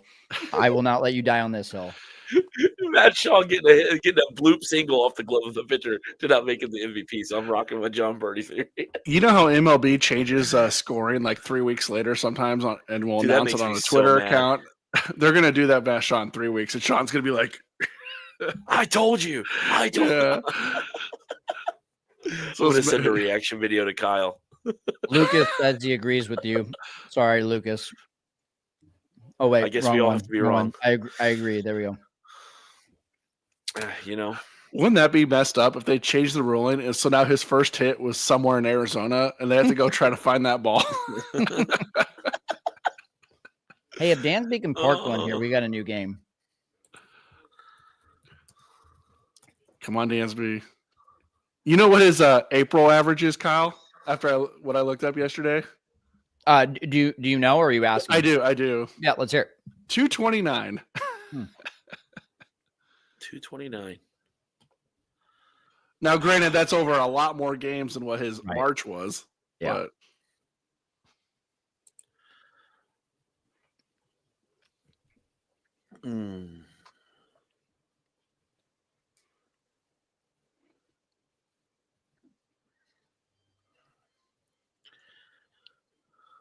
You guys ever seen the Hank Azaria, Jim Brockmeyer video? Get down the line. Oh, let's go, baby. Get down. That's going to run. Score. Let's go, baby. Okay, I recant my John Birdie comment. Oh, keep going. Oh, let's go. Get down. Safe. Oh, yeah. Let's go. Yeah. Take it all back. I'm sorry, Dansby. I'm sorry, Shaw. Hey, that 345 average is going up, guys. That March average is going up. I'm telling you, man, his swing looks good right now. He's on it. Yeah, I'll take that, man. Let's go. See, was that PCA up now? PCA.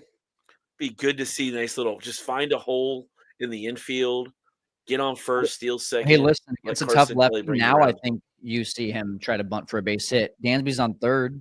Oh, I wouldn't be shocked. Be a good PCA play. How do we feel about these video game replays? I like him. I like him to a degree. Ooh.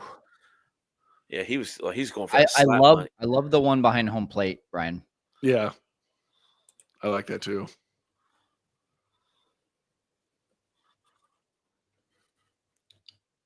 Dumb question, maybe, but would that be a Hawkeye system, or do you think it's something else? Oh, I have no idea. Yeah. Oof. You know what I really like big about sweeper going down low. PCA's swing in spring training? He was going the opposite way a lot.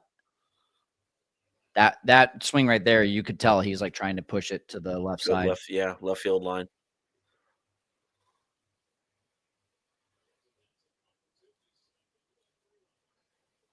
Five. Roki walked 5 guys. Yeah, 3 in that one inning. Come on, Pete. It's a good question. Josh says, is Tokyo Dome turf or regular grass? I believe turf. I think it's turf. Yeah.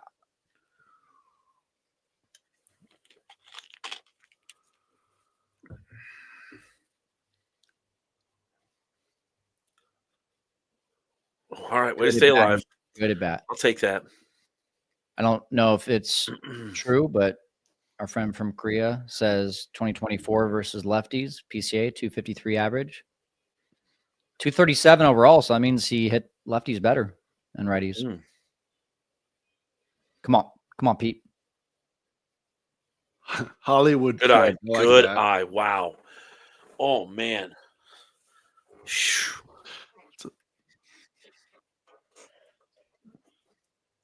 Let's go, baby. All right, Brian, give us some good juju before you leave here. All right, let's go. Rocking the PCA jersey. So is Kyle Sean. Yeah, he got under it. 94. Nope, not even close. He got under it.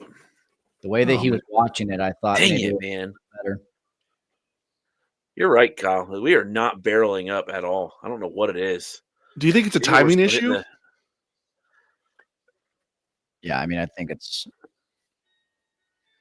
got a lot to do with it. Let's see what that exit velocity was on Dan's. The Cubs' highest exit velocity today was Dansby's double, 106. That's the 106. highest by a Mm. Cub. Next up was John Birdie at 105. How about that? That single up the middle. MVP. What was that? Say that again. I can hear the chant. Say that again. Ian Happ, 101. Kyle Tucker, 99 and 97. So at least Tucker has hit the ball hard twice today. He's hit the ball hard all week. Yesterday too. Sean, I hope you get to meet John Birdie one day so you could tell him that you thought he was the MVP of the Tokyo Birdie, I thought you were our Tokyo MVP, bro. I thought you were. I wanted you to not play the second game. I wanted Gage Workman to have it. The Kike home run was 109.8. Kike Hernandez leads in exit velocity for this game. Now, there's a Cubs killer, Kike Hernandez. What in the world? Dan says that they'll all be back in the U.S. by this time tomorrow. That's a really. So they leave right after the game, then, basically. I guess technically, they're flying in the time zones, right? Like, so they'd be flying a long time, but they're not losing real time. I don't know if that makes sense or not. Oh, look, lefty. Steel bar. Oh boy. This is our white flag move. Oh, man.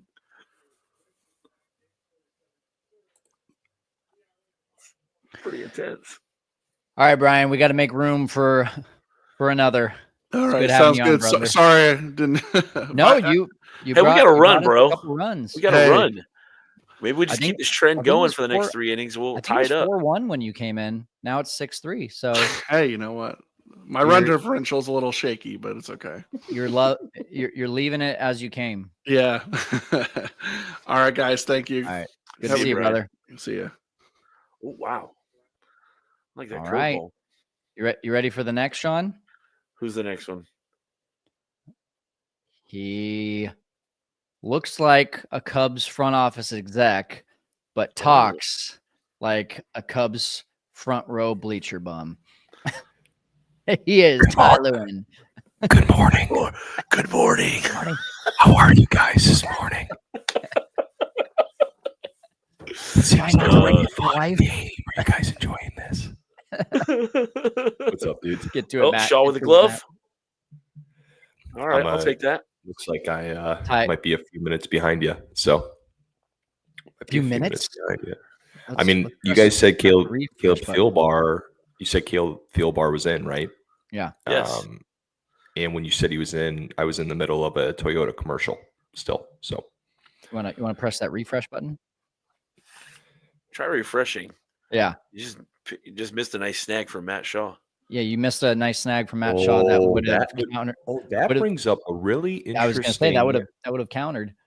That would have countered. So, Sean, I was looking at the play yesterday when it came to Shaw's throwing error, and people talking about the throw and all those things. So I went, kind of dove deeper into this and everything. And what was interesting was realistically on this play right here, that I might be again a few seconds behind. He really does a great job of like stabbing his back foot, basically his back left foot. If you watch in the one yesterday, realistically, the ball takes momentum sort of like where his right foot then still has to go basically towards Swanson, which then of course results in him making that throw. And I mean, I got deep enough to where we're talking artificial turf in Japan comparatively to artificial turf in the United States. But what I learned was that, getting that in 3 minutes of a reel is very difficult. Yes. Yeah. So might be I like it. I love it. Might be a little bit there by Thielbar. That was a nasty curveball. He's got a nasty curveball, man. Good night. I would just my perspective, seeing it in real time, and again, I didn't watch any other replay of it or nothing. I thought he was just rushed. Like it was a hot hit ball, and it was kind of like, oh, look what I found. Momentum carried him, and he's just like, I got to get this ball out as quick as I can. Quick spin around in the throw. Like there wasn't even a chance for him to I don't even think he planted. to make the throw. It's just like spin and throw and get rid of it as fast as you can. And he had a step, but he didn't take it. So I guess maybe first game jitters. Like the way I looked at it too was diving deeper into the actual play was it was 94 miles per hour off the bat. It was a knuckle curve. So like, in essence, like that's going to look weird off the bat in general. And then of course the whole artificial play where it was interesting. Like I looked up some stuff and I was thinking, wow, this, it's playing fast, but looking back at like some teams talking about playing in Tokyo Dome and all those things for over the years, like they actually said that in 2019 when it was first installed, it was very slow. Like it was actually miserably slower for a lot of the players, and they said that basically the turf was longer than it would be turf at like the they hadn't mowed the turf. There's something there, right? Maybe the landscaping bill wasn't paid high enough, but the turf. I mean, guys, this is what I do. This is the stuff I look at. You know who I'm inspired by? I'm inspired by Sean by going past the third page. That's the way I look at it. The third page, the Google search. Exactly. Oh, tough. That was that. Not an easy play for Carson Kelly. That was nice. Great inning, Caleb Thielbar. Honestly, waving the white flag on Caleb Thielbar, right? Man, okay, I'm at 2-2, 2 outs. You'll see 2 outs, and I refresh. We're gonna kick Ty from the studio now. Nice seeing you, Ty. The Arizona Wi-Fi hasn't woke up yet. Are you on MLB.TV? What are you on? You on dial-up internet? I'm on Fubo. I'm on Fubo, boys. Yeah, I know. Okay. Yeah. I think I'm gonna agree with Redneck here. Like, I think this is still a winnable game. It's just we're not gonna. I don't really believe we're seeing the upper echelon of the bullpen here. We saw him yesterday. Like, yeah, I don't know that we're gonna see anyone else. Landon Knack's coming in. Well, let's go to the scoreboard. And Baseball Savant says 85% chance the Dodgers are going to win. Well, I mean, not 90. I would. Our best chance after the game was no longer tied at zeros was we had a 44% chance to win when Kyle Tucker walked with the bases loaded. Vibes were higher then. It was a good time. I remember those days. Remember those days. When the season was young and early. Oh, we were so young. We were so naive. Oh, man. So bad. My mind automatically goes to the Dumb and Dumber meme where it goes more like 1 in a billion. Yeah. So you're saying there's a chance. What are the chances of a girl like me and a guy like you getting together? Not gonna happen. You mean like 1 in a million? My favorite scene from that movie still is when he asks the old lady, or tells the old lady, like, not all old people are so mean, right? She took everything. Old people do still serve a purpose. Oh, man. Old people still do serve a purpose. Yeah. That's the essentials, Harry. I love it. Or Lloyd. I love it. Oh, when Landon Knack is, I mean, I don't even know how you would define him in this bullpen. Probably uber low leverage. Yeah, I think. And you look at what he would translate into he's probably what would you say, the Nate Pearson for the Cubs? Like 7th inning guy? I mean, my understanding right now is a depth guy. That's my understanding. Landon Knack. Yeah. Yeah. I see him as more as a depth piece. Right, but I'm saying if he was on the Cubs, if he's on us. Yeah, if he's with us. Do you think he would be like a 7th inning guy, kind of like Nate Pearson sort of thing? Yeah. Generally speaking, I mean, I think Landon Knack controls his secondary stuff a lot better than Pearson does, as we probably, unfortunately saw with the Shohei home run. Was that that's not a the thing. BS call, dude? So, okay, what I saw was the fans, of course, were putting their hands over the fence. My Yeah. understanding is that is fan interference. Yeah. Like, I thought that was a rule. Maybe it's Yep. different in Japan. I think when Shohei Ohtani's batting, it's a different rule.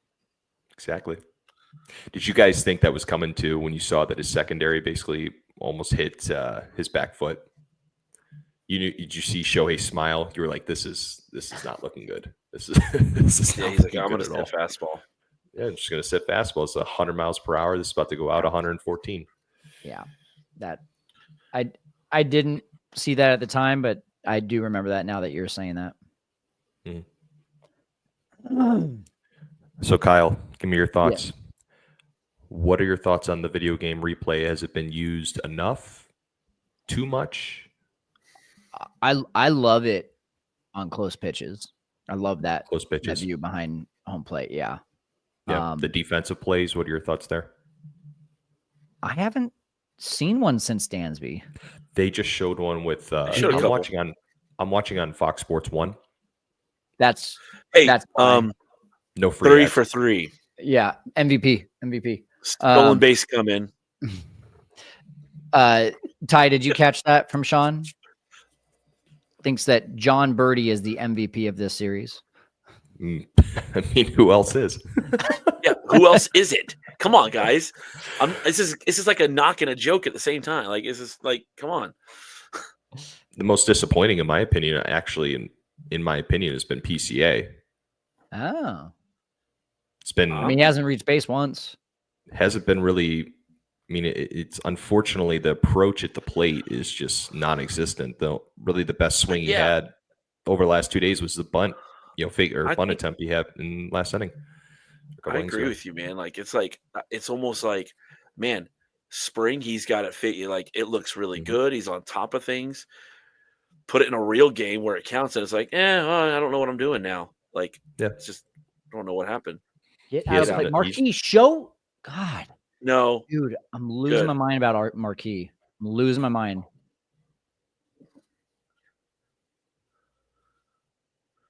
They're cheering because they want him to hit another one. 0-2. Whoever is running board for Marquis in the truck needs to step it up. Oh, you just missed that, Muncie. His hand got stuck. Look at that guy. You see that? Behind the back. Behind the back. That guy's face was great.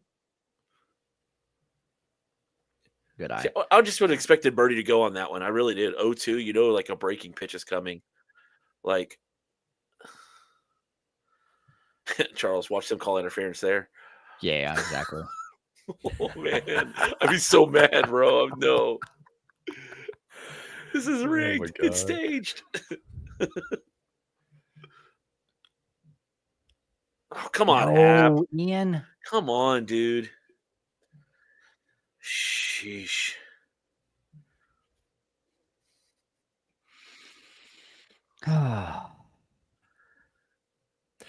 What it sure feels like, boys, is a lot of guys getting to 2 strikes fairly early in the count.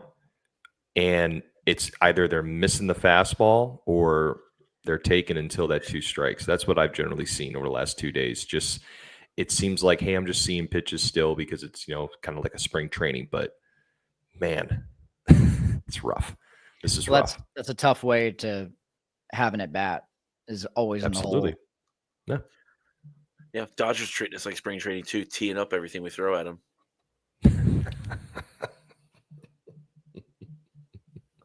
Yeah, I was going to – you guys said Caleb this makes a good most point. Disappointing. Caleb makes a good point. I thought it was going to be Seiya or Tucker at this point because, like, they're our feature guys, and Seiya hasn't really done anything with the walk. Did he do anything else? I mean, you're the DH. You have one job. Like, and again, maybe I'll eat crow. Frustrating with him in Japan. Yeah, it's your hometown, like hometown favorite here. Home crowd, DHing. You have one thing to do, one thing to focus on in these 2 games. And here's your point. Maybe make Down me eat 1-2. crow here, please. Make me eat crow. It's happened way too much. It's happened way too much, boys. Little soft dribbler. He's safe.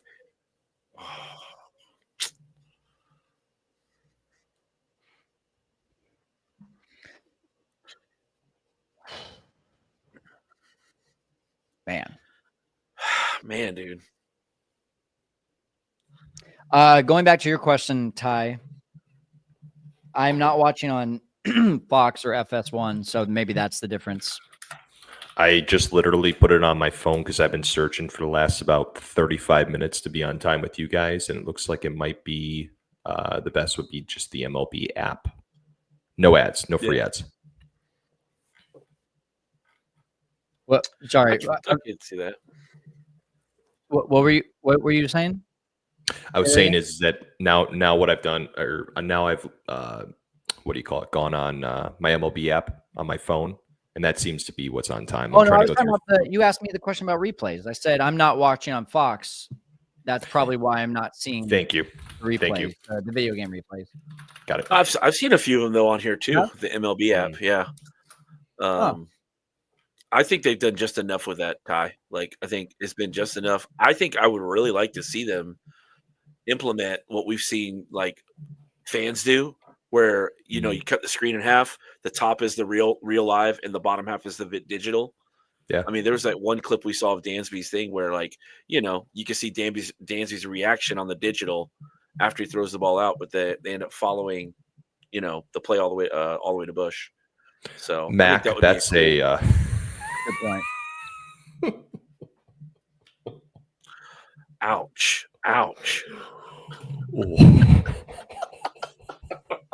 Check the tag. Made in Japan. So, do you guys think? Okay, Seiya doesn't like. I mean, Seiya's has had good couple of years with us. Like, do you think there's any reality of us trading him away in his last year? You'd have to agree. He's got no trade clause. I mean, the only advantage I see for him, if he's really stern on that no trade clause, is that he would be able to play the outfield, which he seems to have a lot of pride in. That would be the only thing that would make him say, like, yeah, I should go to another team. Outside of that, I think that he asked for a no trade clause for a reason.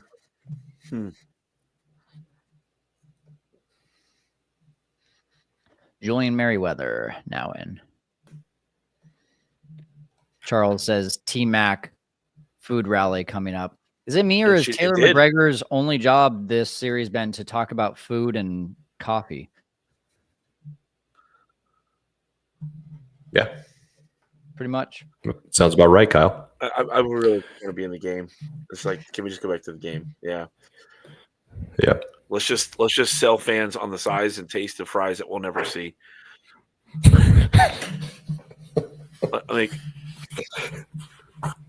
Maybe show that on the big screen or something and tell everybody, hey, look at these fries. Come down to the third base concourse. Like, yeah, well, we're down 6-3 in the 7th inning. Let's read the room. Do they ever read the room, Kyle? No. I mean, maybe they are. This is more entertaining than to talk about fries. Yeah, that was a tax write-off segment. That's a good point. Well played. That's fantastic. Hey, the humor is still there for our listeners. The humor is still there, and that's the most important. Leadoff walk. Yep. Big Dog says if the Cubs traded Seiya, he'd go to the Padres and hit 40 homers and get MVP votes. Oh, it's true. It's true. By the way, an update, and Ty, just in case you didn't know, we are keeping a tab of Cubs mistakes versus Dodgers mistakes. And how many or have you grabbed a second sheet of paper for the Cubs? It's front and back. Surprisingly, we had one really bad inning, and since then we haven't had that many mistakes. I am making a new column for honestly, the bull is good. I am making a new column for replay in New York mistakes though, and that's gonna get a big fat L on it. I like that. Cubs 6, Dodgers 4 is what I've got. I think But the bigger most of those surprise were- there is that the Dodgers have actually made 4 mistakes. But most of those were all in one inning for both teams. Pretty Yeah, much all of them. It was the 3 walks by Sasaki. It was a bases loaded walk by Sasaki. The leadoff walk. Oh wait, no, that was yesterday. I can't remember what the other 2 were. Josh says that's almost the score flipped up. Pretty much. I was just about to say the same. It's basically a flip flop of the score. Our friend from Seoul, Korea says a lot of people say that it's hard to keep up with the flow of the game and maintain their condition if they don't play defense with the DH. Suzuki is that type. So he wanted to defend. I mean, I'd imagine if you're a ball player, that's what you want to do. Like, I don't know many guys that are like, yeah, I just want to DH. I don't know many. Good play. Good job, Birdie. Oh, Good flip by Birdie. Good turn by Good stuff. Gansby. Good stuff. There we go. There we go. I'm only making mention of Birdie. MVP. Oh, It's so impressive of John Birdie too. He flip flops between our live streaming watch along to being on the field. It's actually fairly impressive, I would say.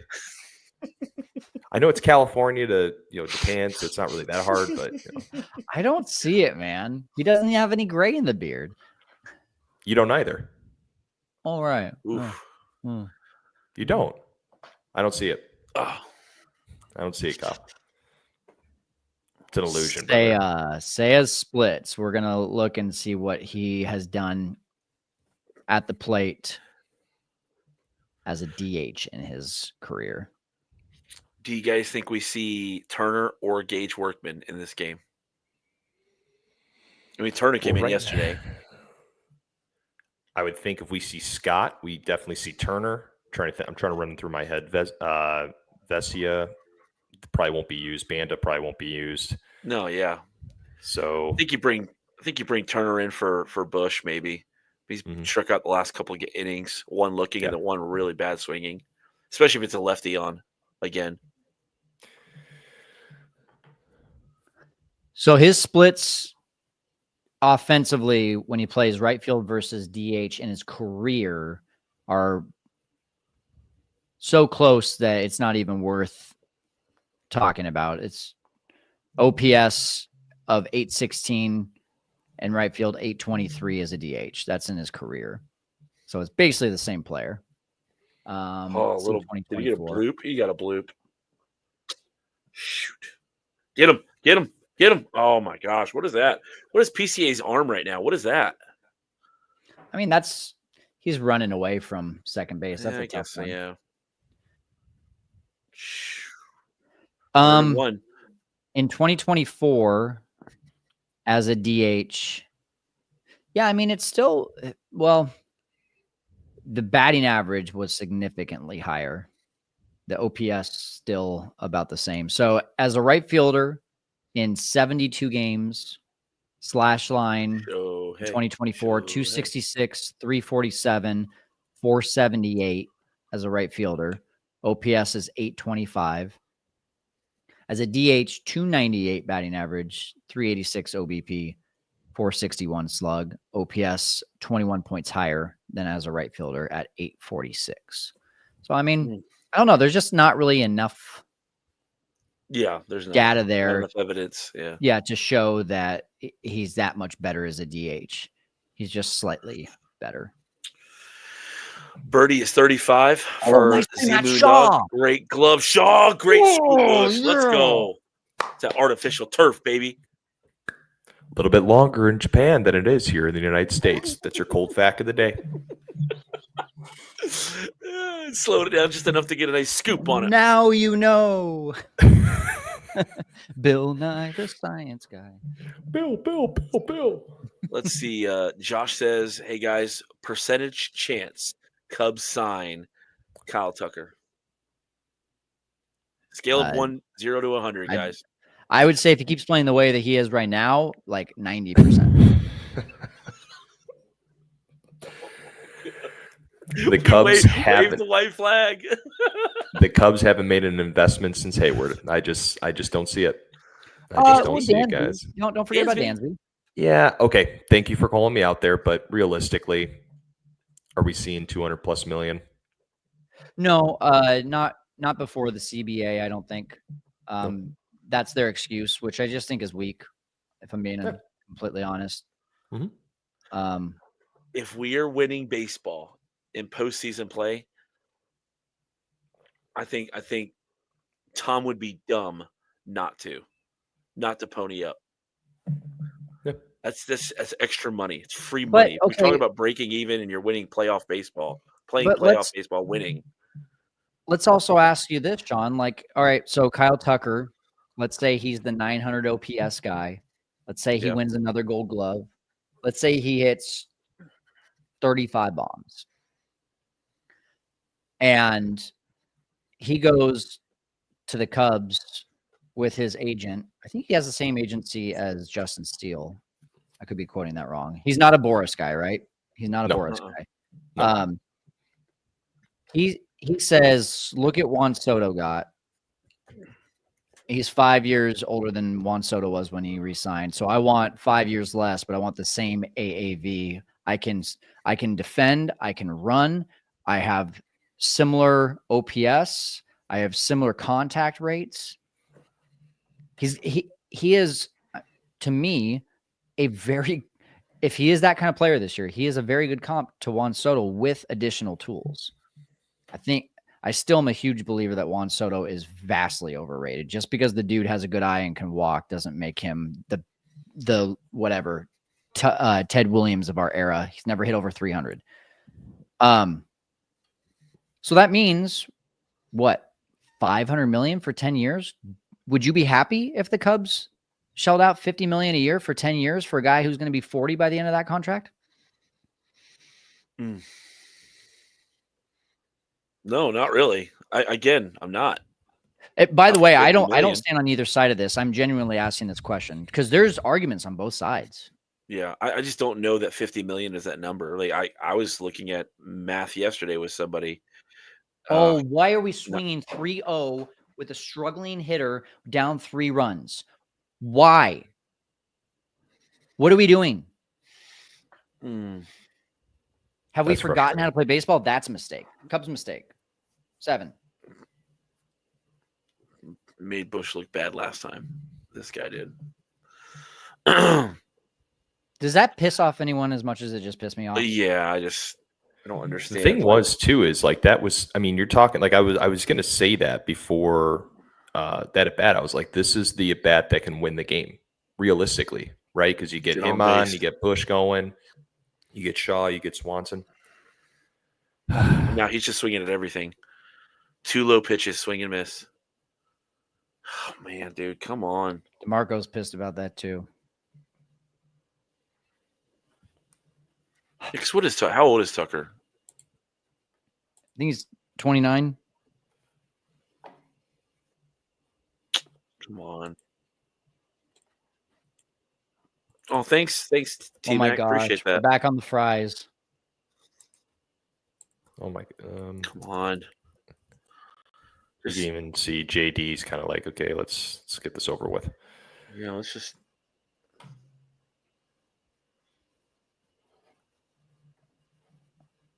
Literally, she's just been researching food this entire trip. So he's 28. He's 28, and he'll be 29 next January. Next offseason, he'll be 29. What do you guys? So let me ask you this then, guys. Out of the group or core or group players right now, if we're not adding in, let's say we remove Kyle Tucker, who is our next superstar / Kyle Tucker that we can sort of rely on to have in the lineup moving forward? They should extend PCA ASAP. I've been preaching that since the last offseason. Not off. Sorry. I've been preaching that since last year. Like, if you're going to be cheap and not, you can't like live in the middle. It's not a strike. He called it a strike. So there's Tucker up here, right? Mm-hmm. where you're paying them based on what they've already done. That has proven time and time again in Major League Baseball to be a flip of a coin. So you're spending a lot of money on a flip of a coin. Well, PCA is also a flip of a coin, but you're going to spend money down here. Oh my goodness, those are terrible swings. So I was like, why are we not bringing in come on. This is really uninspiring baseball, if I'm being honest with you guys. Sean is ready for Gage Workman. I am. I'm ready for Gage. Something. If I want to see someone swing and miss, give me Gage Workman. At least I expect to swing and miss. Okay, let's commit to the subject for a second, because I want to see something, and I want to hear what Ty has to say too. You're either flip of a coin for a guy who's already done it for a lot of money, or you're a flip of a coin for a guy who hasn't quite proven it yet, but has all the tools, all the expectations, and it's not going to cost you a lot of money. PCA right now, if you give him a Jackson Chourio type of deal, although Jackson Chourio had not seen a single pitch in the major league, so you automatically assume that PCA is going to get a little bit more than Jackson Chourio. Give him 120 for 10 years. Give him 120 for 8 years. It's $10 to $15 million a year. By the time that contract is up, that's going to be pennies. Inflation, everything. Or you can keep on living in the middle here and just hoping that you max out on guys that are already a little past their prime, or maybe have a little bit more left in the tank, but just don't have quite that superstar ability. And just bring in those other guys for 1 year at a time, and then have the rookies come in and hopefully they produce for 6 years. And then what do you do with them? I don't like that formula. I don't like the middle of the road guys. I also am not a huge fan of multiple contracts of guys up here, maybe one on your team, but I really do like the Braves approach, the Jackson Chourio approach, the Corbin Carroll approach of like, let's pay them for what they're going to do. Let's extend it out over a lot of years. And guess what? Even if that contract is not great, it's still a flip of a coin. If we hit on half of those, if we do 6 of those, we hit on 3 of them, $10 million a year after year 6 would have been $30 million, $40 million a year if they're a superstar by that time. And so if you hit on half of them, you're saving hundreds of millions of dollars over years 6 to 8, 6 to 10, 6 to 15 for those guys that are now past arbitration. If you don't, you maybe lose your risk. Your risk is you've maybe wasted $150 million over the span of that time, which in today's game is nothing. So that's my argument for that kind of contract for PCA, and a potential argument against a Kyle Tucker contract. The other side of the Kyle Tucker contract to me is, well, that's what people are doing today. That's what everyone that's serious about winning is doing. So you got to play like the big boys. You got to be willing to put up the 10-year contracts, knowing that he may or may not be good for years 6 through 10 of that contract, which I think is a weak argument. My fear is that 5 years that you're talking about, because PCA is a free agent, I believe in 2031 or 2030.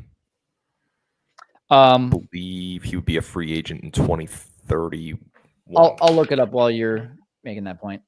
Okay, so the way that I look at this is Kyle, what I'm hearing from you is that those 5 years, yes, Tucker would be probably from an offensive standpoint, strictly offensively, obviously would probably be more impactful than a PCA when it comes to OPS, right? So you're kind of looking at OPS and like in home runs and those sorts of things. So if you look at the next 5 years, yes, I think Tucker would be better in those categories. PCA obviously offers other things as well.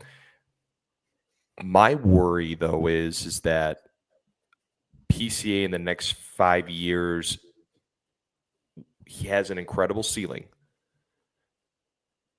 but his floor in the next 5 years isn't necessarily what I personally think to be a Kyle Tucker-like player within the next 5 years. So what you're saying is that those 5 years beyond when PCA would technically have been a free that's when you're agent, saving the money. You're saving when you're money. saving the You're money. saving money on year 5 and year 6 because of arbitration. If he's a superstar by that point, think about Kyle Tucker right now. He's making $17 million, just shy of 17, I believe, in his final year of arbitration. Fast forward with inflation in 5 years, in 2030, the season after 2030 is when he becomes a free agent. I just looked it up. In 2030, that number is probably $25 million. Okay. So in year 5 and year 6, if PCA is a superstar, he makes 20 to 25. That's 45 million right there in 2 years. Mhm. Then add on another 3 years after that, we'll say, if he has become a superstar, come on, Birdie nice with a glove. birdie. Okay, you're convincing me, Sean. You're convincing me. Wow. Calling it. So Matt, we're mathing here, right? So Different type of artificial fat grass. Go ahead. Go ahead. Right. It's thicker on the right side. So in year 7 to 10 of his professional career, if he was a superstar after arbitration, he would be asking for a Kyle Tucker type of deal at that point with inflation. Now let's call it 10 years, 500. So the first 3 years of that contract, he's making 50 per year. So the final 5 years, year 4 and 5, or year 5 and 6 of arbitration, and then the first 3 years of being a free agent, he's making a total, if we were to just let this play out, he's making a total of $195 million. If we give him the same contract now through the same number of years, right? And we say, right now, we're going to give you 9 years, 120. We save all the money that we're going to make, that we're going to pay him the first 4 years right now, which would be first year of arbitration, call it $10 million, plus the next 2 years, $12 million, plus I'm doing the math in my head. I wish I had a chalkboard here. So now we're up over 200. So we're roughly at $205 million if we just let this thing play out versus paying him 120 right now. We save $80 million over a span of, call it 8 years. And that allows Tom to go out and do other things with that money. Is it a huge saving? I think it's good enough to get that hometown discount. It's exactly what they do. It's the Anthony Rizzo deal. Anthony Rizzo signed for 7 years, 7 years, $41 million. People forget that. It was 2014, signed an extension for 7 years, $41 million. If you have a similar type of deal like that with PCA right now, which with inflation, call it 8 years, 9 years, $120 million, then by the end of that, he's going to look back as a superstar and be like, wow, they got a hometown discount. Wow, they saved a lot of money. And if he doesn't do it, the AAV on that over 10 years is 12 per year, basically 12 to 15 per year, which by the end of that contract, you're like, wow, that's like a John Birdie on our team. You know, like that's what inflation will do to this game if the CBA doesn't get under control, which is also the other aspect Caveat there. here. Yeah. So Because the way that it all made sense in my head, but it probably didn't make sense as I spat it out. You're essentially saving $80 to $100 million by doing it that way. Yes. What you're saying is that 5 years beyond the point of when PCA is a free agent are more valuable years than Tucker when he is at his 36, 37, 38. And you're possibly looking at him being a DH at, $50 million, right? It's a good point. I mean, obviously I don't see Tucker taking, let's say you line that up with like a 5 or 6 year deal and you just go highest AAV possible that the Cubs are willing to spend. Let's say it's 45, 50 million, right? I just don't see. The problem is that one, we have no idea what Tucker is looking for, right? We found, at least what I've learned is that a lot of people come to Chicago and find out, oh, I should play here versus I want to play in Chicago. You know what I mean? So, could that be something that kind of says, okay, like I'll do the 5 to 6 year, couple opt-outs here and there because I do enjoy playing here. The problem is, though, is that, I mean, every statistical measure says that he's a top 5, top 10 player in baseball. And will like if he was a Boris guy, there was no shot he was going back to Chicago just because they were going to try to get the longest term contract as possible. Can we look up and see who his agency is? Let me look that up. Yeah. Meanwhile, while you look that up, I think this answer is Tanner Scott available question, because I thought maybe Kirby Yates would be a 8th or 9th inning guy today. Instead, he's in the 7th. Oh, sorry, never mind.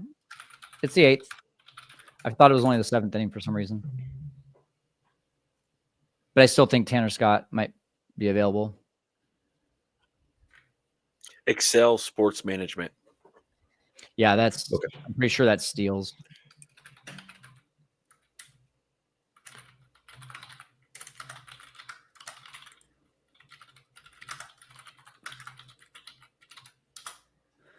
What about you, Sean? You got any thoughts on all this contract stuff? Yeah, so I think for me, I think we need to take a page out of our own historical playbook when it comes to these contracts. You haven't extended anybody except Anthony Rizzo early on into their career with the team, and that went well. When you let your prospects wait until the end of their arbitration and you assign them to 2 or 3 year extensions like Ian Happ and Nico Horner, it almost feels like we're handcuffed a little bit with budgetary constraints to sign big name players or big dollar amount players. And obviously we're not drawing the star quality free agents here. So I think the Cubs just need to decide, like, if you really say you're building for the future and oh wow, he just missed on a fastball down the middle. All right, cool. 93. 93. Maybe he was just waiting for that 198 mile per hour one to come. It's just ahead of it. But like either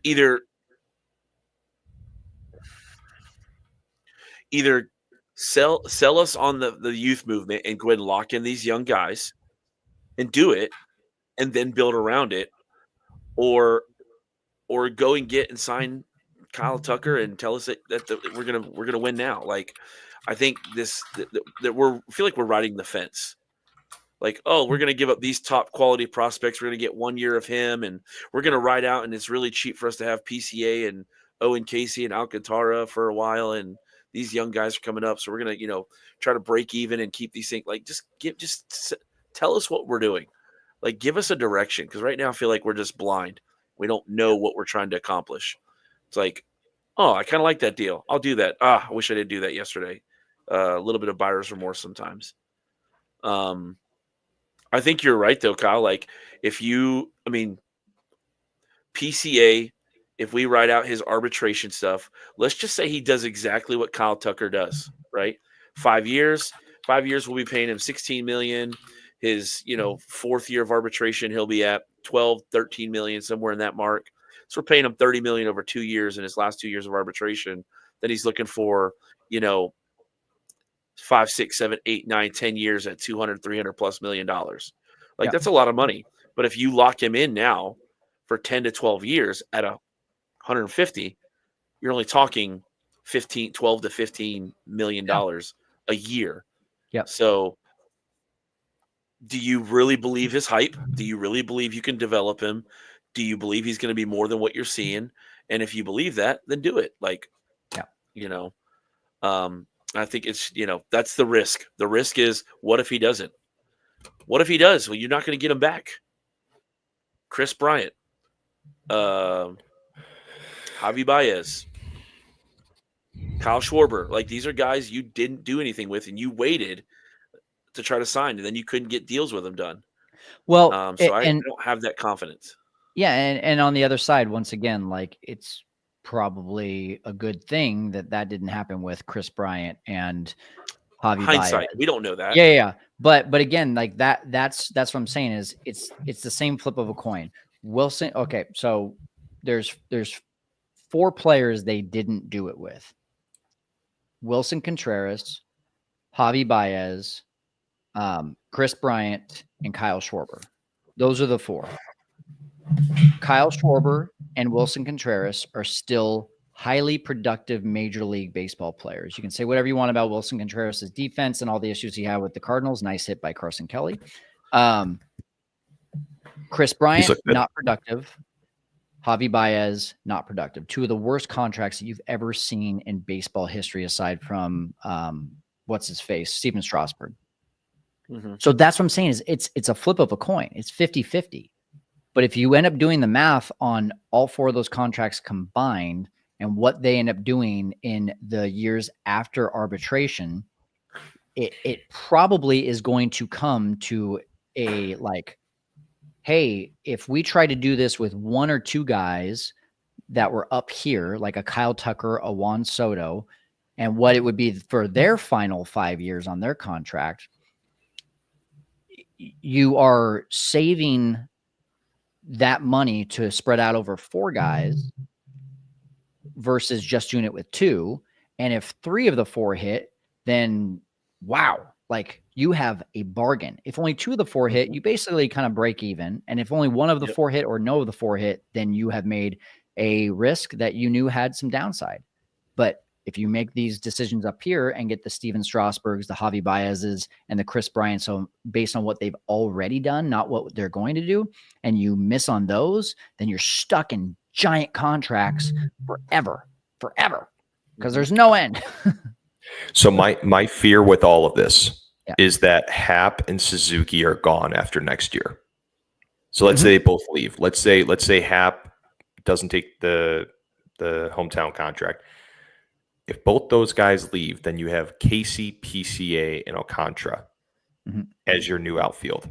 That's where I think now, for excluding the business side, that's where at least I'd like to see a superstar in the outfield. Oh, for sure. Again, I completely understand. Yeah. I completely understand all of this, but I'm just wanted to point that out as well. Side note, Dansby Swanson, same agent as Kyle Tucker. Cool. So by the way, I like let's equate that to today's players. The only guy that I'm for sure that I'd be like, yes, that was something we should have done is PCA. You could argue Matt Shaw should get something, but I would want to see nice way to stay alive. I would like to see him have a full season and show some success first. I don't think the Jackson Chourio thing is a smart idea. I think the Corbin Carroll signing, you get half a season in there, just show they can do it at the major league level. Going in blind without one major league pitch, that would scare the crap out of me. But I don't want to got under it. Crap. Oh, man. I wouldn't want to see that for Kevin Alcantara, for Owen Casey, from No, I wouldn't say that either.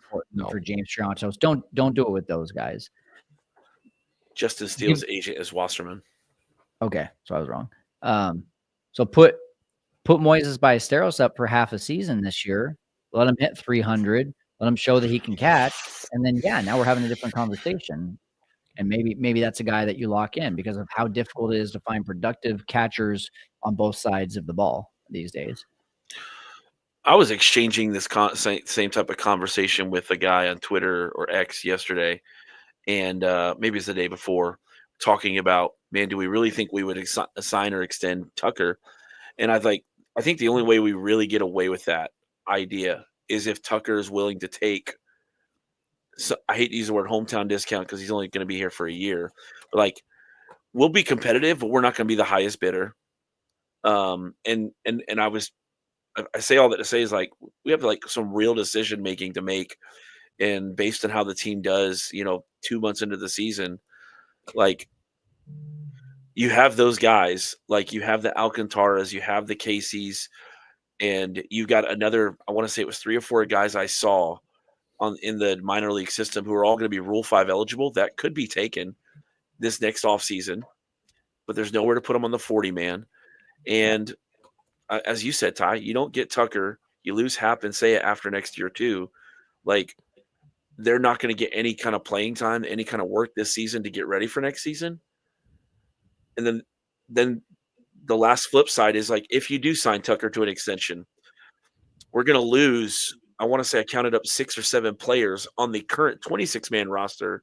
6, Tucker would be the 7th. If you re-sign Tucker for anything big, there is no money for a John Birdie. There is no money for Caleb Thielbar. No, I'm being serious. No. I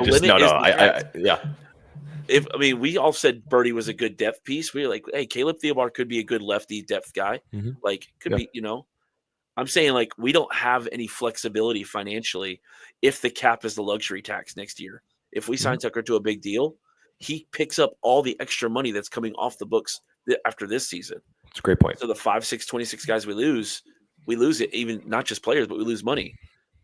So you really rely on your young guys next year if you can re-sign Tucker, which could be scary. We know Jed's last year of his contract is this year. Yeah. I'd be interested to see what are some potential targets for his replacement. I don't see it happening. I do see him getting extended just because he's worked so well. Not that could be taken different ways, but he has done an okay job with the confines he's been given. So The unfriendly confines. confines. Yeah. Do you guys have any names in mind, or is that even something you guys haven't even thought of? I don't have the slightest clue, honestly. No, who that could be. Jim Hendry. No, I don't. Theo Epstein. Unlike MLB free agents, I don't think there's a list of those guys that like everyone knows about. Yeah. Sam had a really good point on Locked On the other day. It's like if you have to like turn over GMs and baseball ops, they probably come in and say, well, whatever's been going on isn't working, so we're going to start another new rebuild. And it's like, oh my gosh, like, and then you got to hope that works out well. I think I'll tell you what I think the worst thing was that happened to the Cubs. It was COVID. I think the worst thing that happened to the Cubs was COVID, for the reason of all the cutbacks, all the things that happened, and Theo seeing the writing on the wall that this team needs to save money, and I can't go out and get a John Lester. I can't go out and get a Jason Hayward.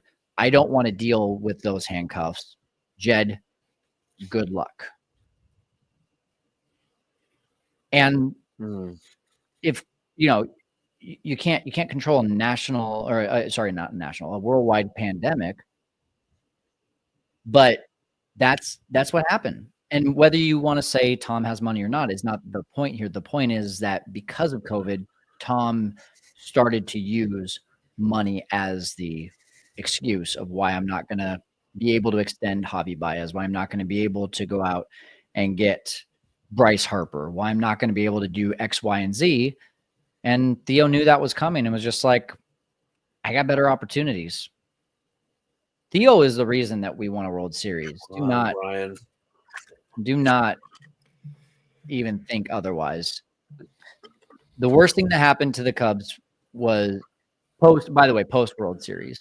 I think the World Series, actually, if we're being realistic, I think the World Series was the worst thing that happened to the Cubs. Tom just checkbox. Got it. Now I've got my franchise. Don't have to work anymore on this. Mistake here. And 3-0 on Andy Paez when he got Ohtani up. Yeah, he walked the 8-hole hitter too. Oh my gosh, we got lucky there. I think it was 4 pitch walk for the 8-hole hitter. There's Ken. There's the kid. Yeah. Oh, sneezing his face off. Oh, oh, good job. Wow, that's a very intense sneeze. I cannot believe they wanted Ohtani. Yep. We have walked Andy Paez 3 times in 2 games to get to Shohei Ohtani. That was a slider, by the way. That was a 3-1 slider. Well, I feel like I should jump on DraftKings real quick and bet that we're going to get a home run given up here. Got to pay for lunch later today. After a game like this and Sean starting a sentence with, well, I need to go jump. I thought that was going to go in a different direction. It's like, okay. Oh, man, dude. Kyle, I think looking at that World Series point, right, because generally speaking, if they don't win it, if they don't win it that year, they're easily going for it the following year. And so, yeah, I can see that. Not Well, really that great of a point I'm but- making here, but And by the way, I'm not saying it was bad that the Cubs won the World Series. I'm saying it's bad that the Cubs won the World Series under the ownership of Tom Ricketts. He had a box to check. He checked that box, and he doesn't have another box to check after that, which is really disappointing. Yeah. It's kind of like going into the gym and being like, my goal is to bench 200 pounds, and you get there and you're like, well, then I never have to go to the gym again. Like, what? Like, there's at least maintaining. All you have to do is go into the gym once a week now and hit 185 a couple times, and you're at least maintaining. But he didn't do that. He just stopped going to the gym. Josh, I'm going to take the over, bro. They're not bringing Tanner Scott in. I'm going to take the over. We're going to score 2 runs at least. How about over under fake rally? Just under, no one gets on. Over. Oh we man. actually Oh man, he's trying to take it out of the dome. I like that, by the way. Do you know what I like? 95 from Presley. Hodge was at 95 as well. Yeah. Saw that. I like that. You're just looking for silver linings right now, right, guys? Literally. Maybe a little bit. I'm looking for good footwork. I'm looking for. I'd like another cutaway to the fries. Stop. I don't think we've seen. Yeah, Stop. I don't know. I haven't seen enough food from Japan, so I haven't seen enough. Haven't seen enough.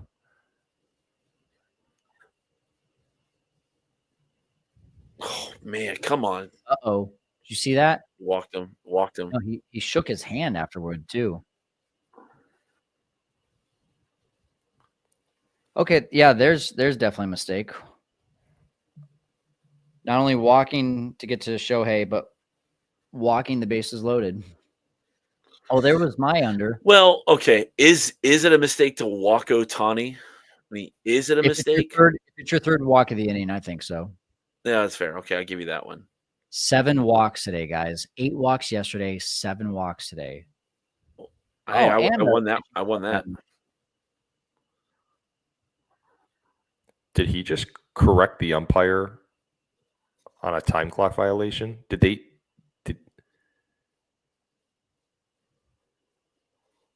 Presley just tell him like, no, that's not? And then he was like, oh yeah, you're right.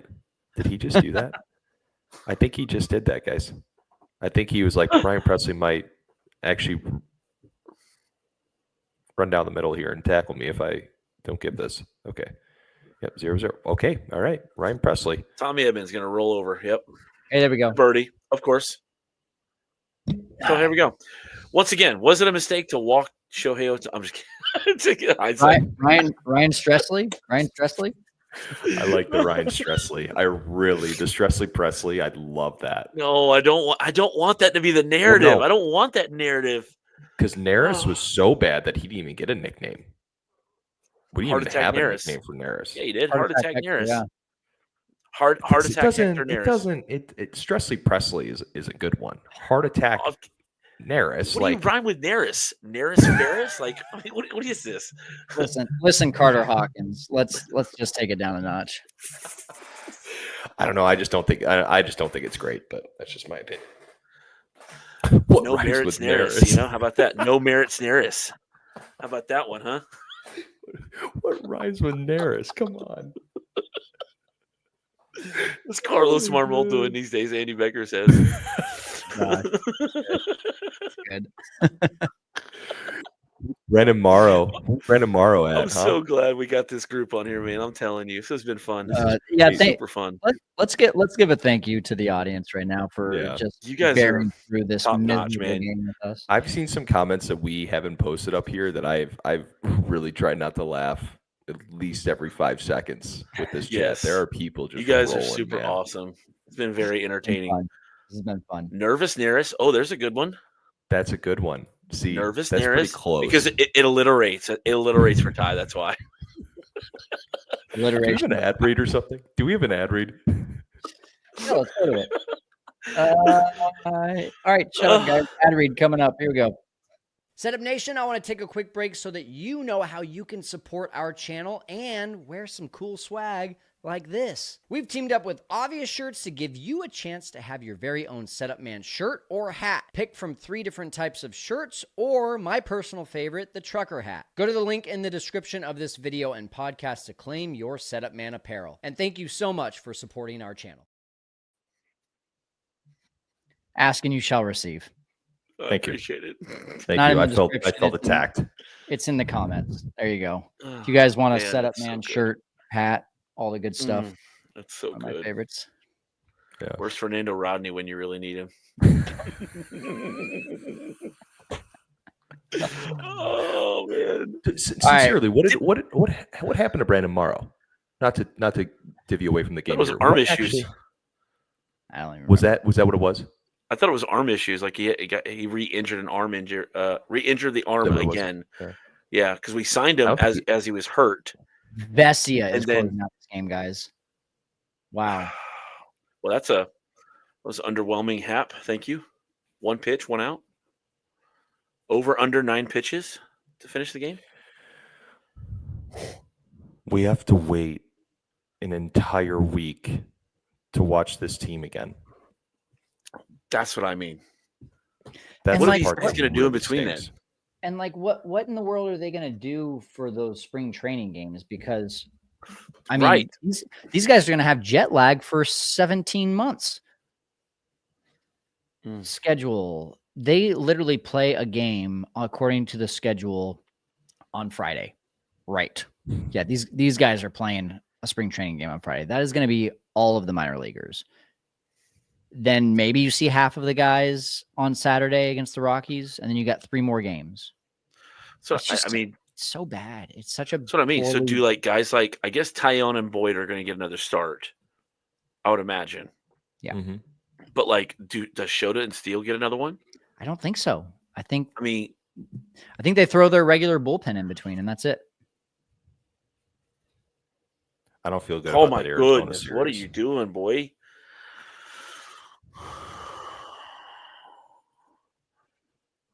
Come on, man. Come Brandon on. Morrow's arm fell off while signing his Yeah, contract. I know. I saw that. Well done, Dave. Well done. Good night, dude. Joey G can't hit off good pitching. I think the issue is that we're not even hitting off any pitching. Like John Birdie has almost half the hits in the team today. One guy has 3 of the 7 hits. 92 down the freaking middle, and Seiya barely stays alive. And you know what's going to happen, right? Kyle Tucker's going to come up and he's going to hit a home run with nobody on base. It'd be When epic. it doesn't matter.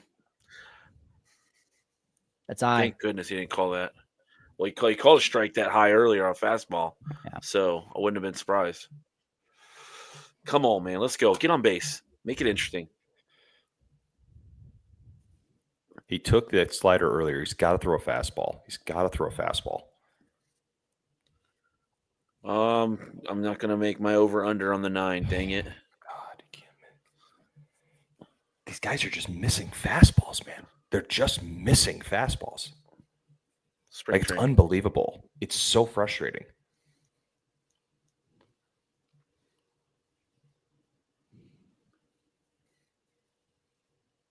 Jeez. I think Seiya just wants Yeah, to walk. He had Charles, a lot of good spurts call. of this. And all the hits that Birdie didn't hit were very poor, except for the Dansby one. The Dansby one was a good one down the Yep. line.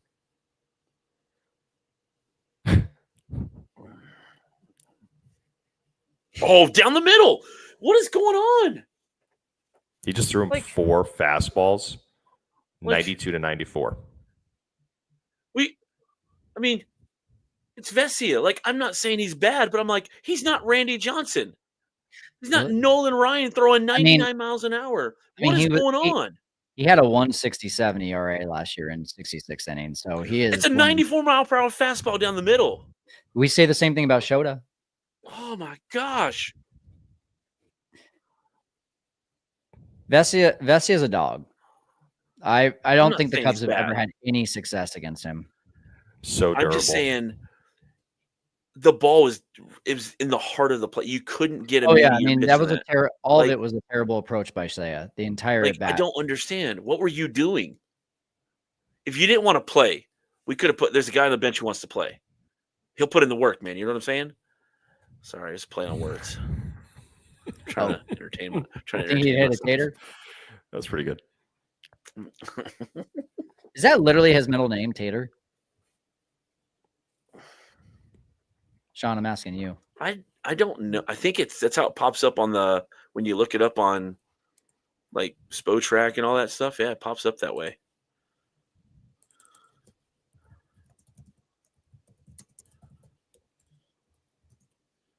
Guys, stick with this. Ty, once this last pitch happens, we're going to say adios to you. Sean and I are going to wrap this thing up and talk about some takeaways, but appreciate you jumping on, man. Absolutely, boys. Absolutely. Tater Ooh. is his middle name. It literally is. Wow. Legally. Yeah, that's amazing. Man. Redneck, I don't know that signing Alonso is actually the better move if you did trade Suzuki. I don't know that's a better move. Yeah. Just don't like what I've seen with him over the last couple of years.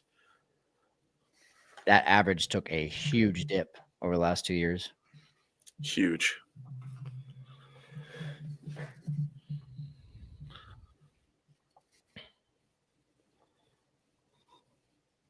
Got in the gap. What did I say?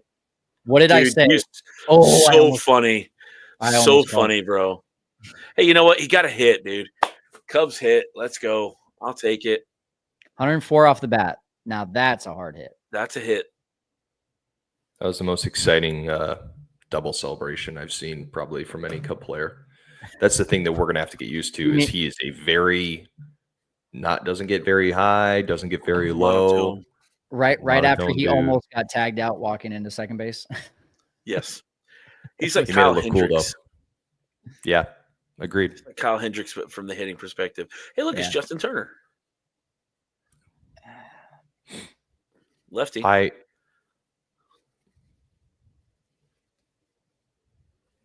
Sean, would you rather see Vidal Brujan right here? No, not at all.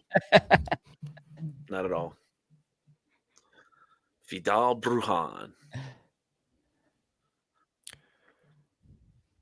Come on, just move the line. I am curious Move to see the line. the lineup now of the Dodgers, like the box score, like who all got hits, who didn't get hits. Hey, Yeah, I'll it's share my official though. Go What's ahead. up? Sorry. No, go ahead. I was gonna say when we do our wrap up here, I'll share my screen and we can go over the box Sweet. score. I will say Kyle Tucker has more hits than Mookie and Freddie Freeman at least right now. So that is a very good silver lining.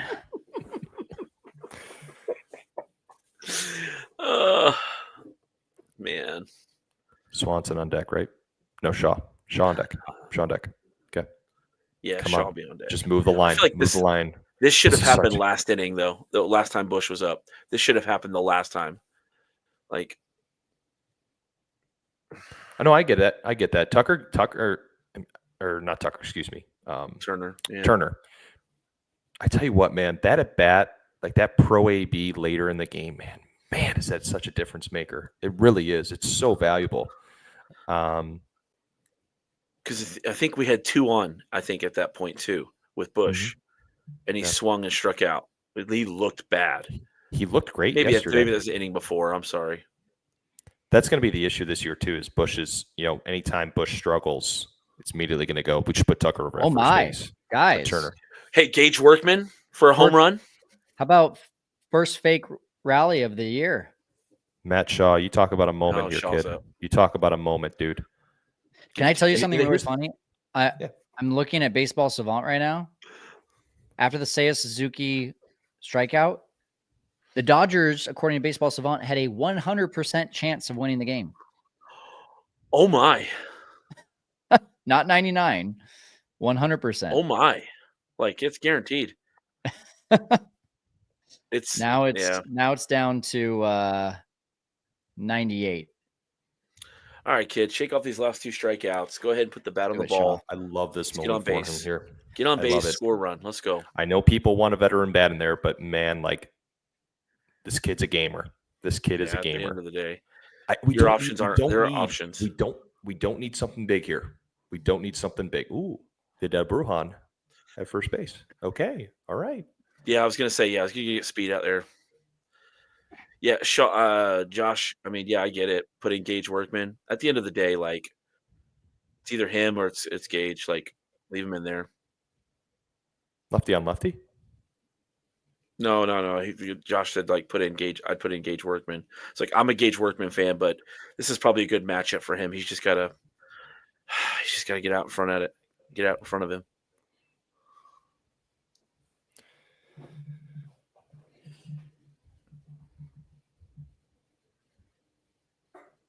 Come on, baby.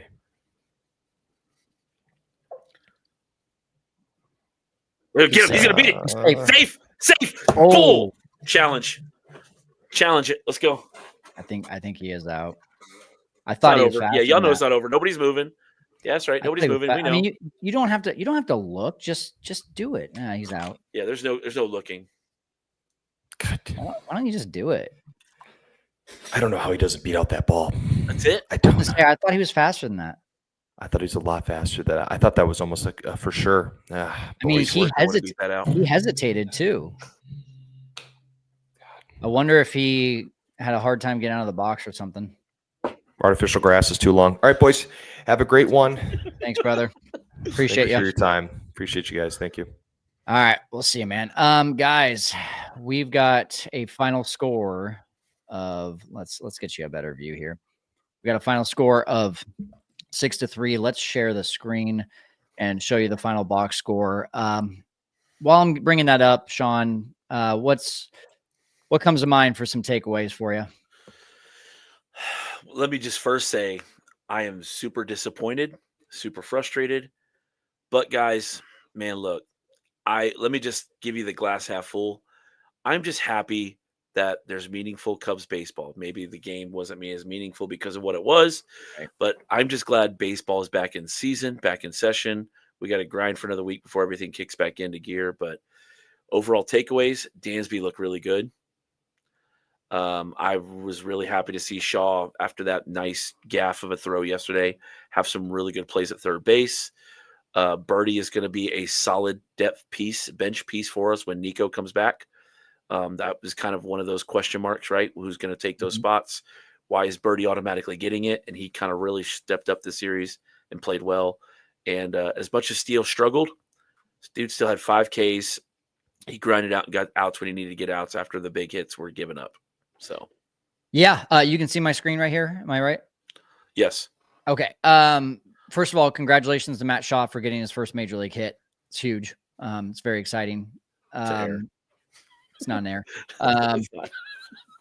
John Birdie as the MVP. That's the obvious. And then I will say the silver linings for me were honestly the bullpen altogether. Yes. Even though Nate Pearson gave up a home run that wasn't a home run, and even though Julian Merriweather loaded the bases, the bullpen put up 5 really solid innings against a very good offense. And even though Ryan Presley walked 3 guys, he got out of it. The big thing for me was Porter Hodge getting a 0 up on the board and looking good, looking sharp. Pitches look sharp. Presley hitting 95 on the gun. Those are 2 big things that you can work off of, that you can build off of. If Brian Presley is sitting 92, 93, then you worry about that regression on the velocity. If Porter Hodge is still sitting 92, 93 and the pitches aren't crisp, you worry about that. But something obviously turned on as soon as the season started for at least both those guys. And I think that's something to work off of. I would also say it was nice to see in both of these games, Cubs have at least 1 stolen base. That's something that they're going to have to do this year. They have to be rain havoc on the base paths. And that kicks Sasaki out of the game early. That they- when you go back to the 2016 Cubs, you think about what were they really good at? They were good at getting pitchers out of games early. There wasn't a starting pitcher that felt like they could go 5 innings against the Cubs because mainly there was just so much going on in the base paths and they worked counts.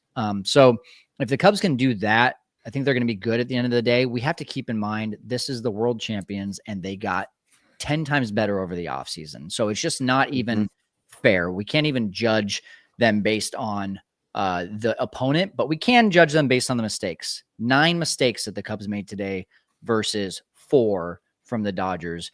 When you're playing teams like this, you have to make the same amount, if not less, mistakes than the other team.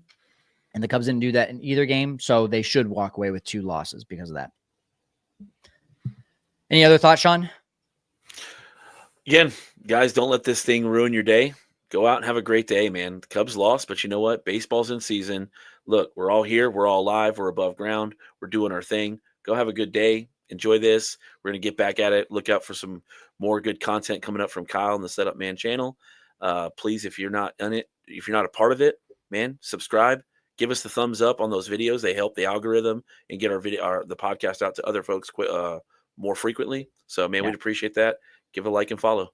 I have good news, Sean. The next 5 games don't count. That's right. Go out there and make it work. Thanks, everyone, for joining us. Talk to you guys later.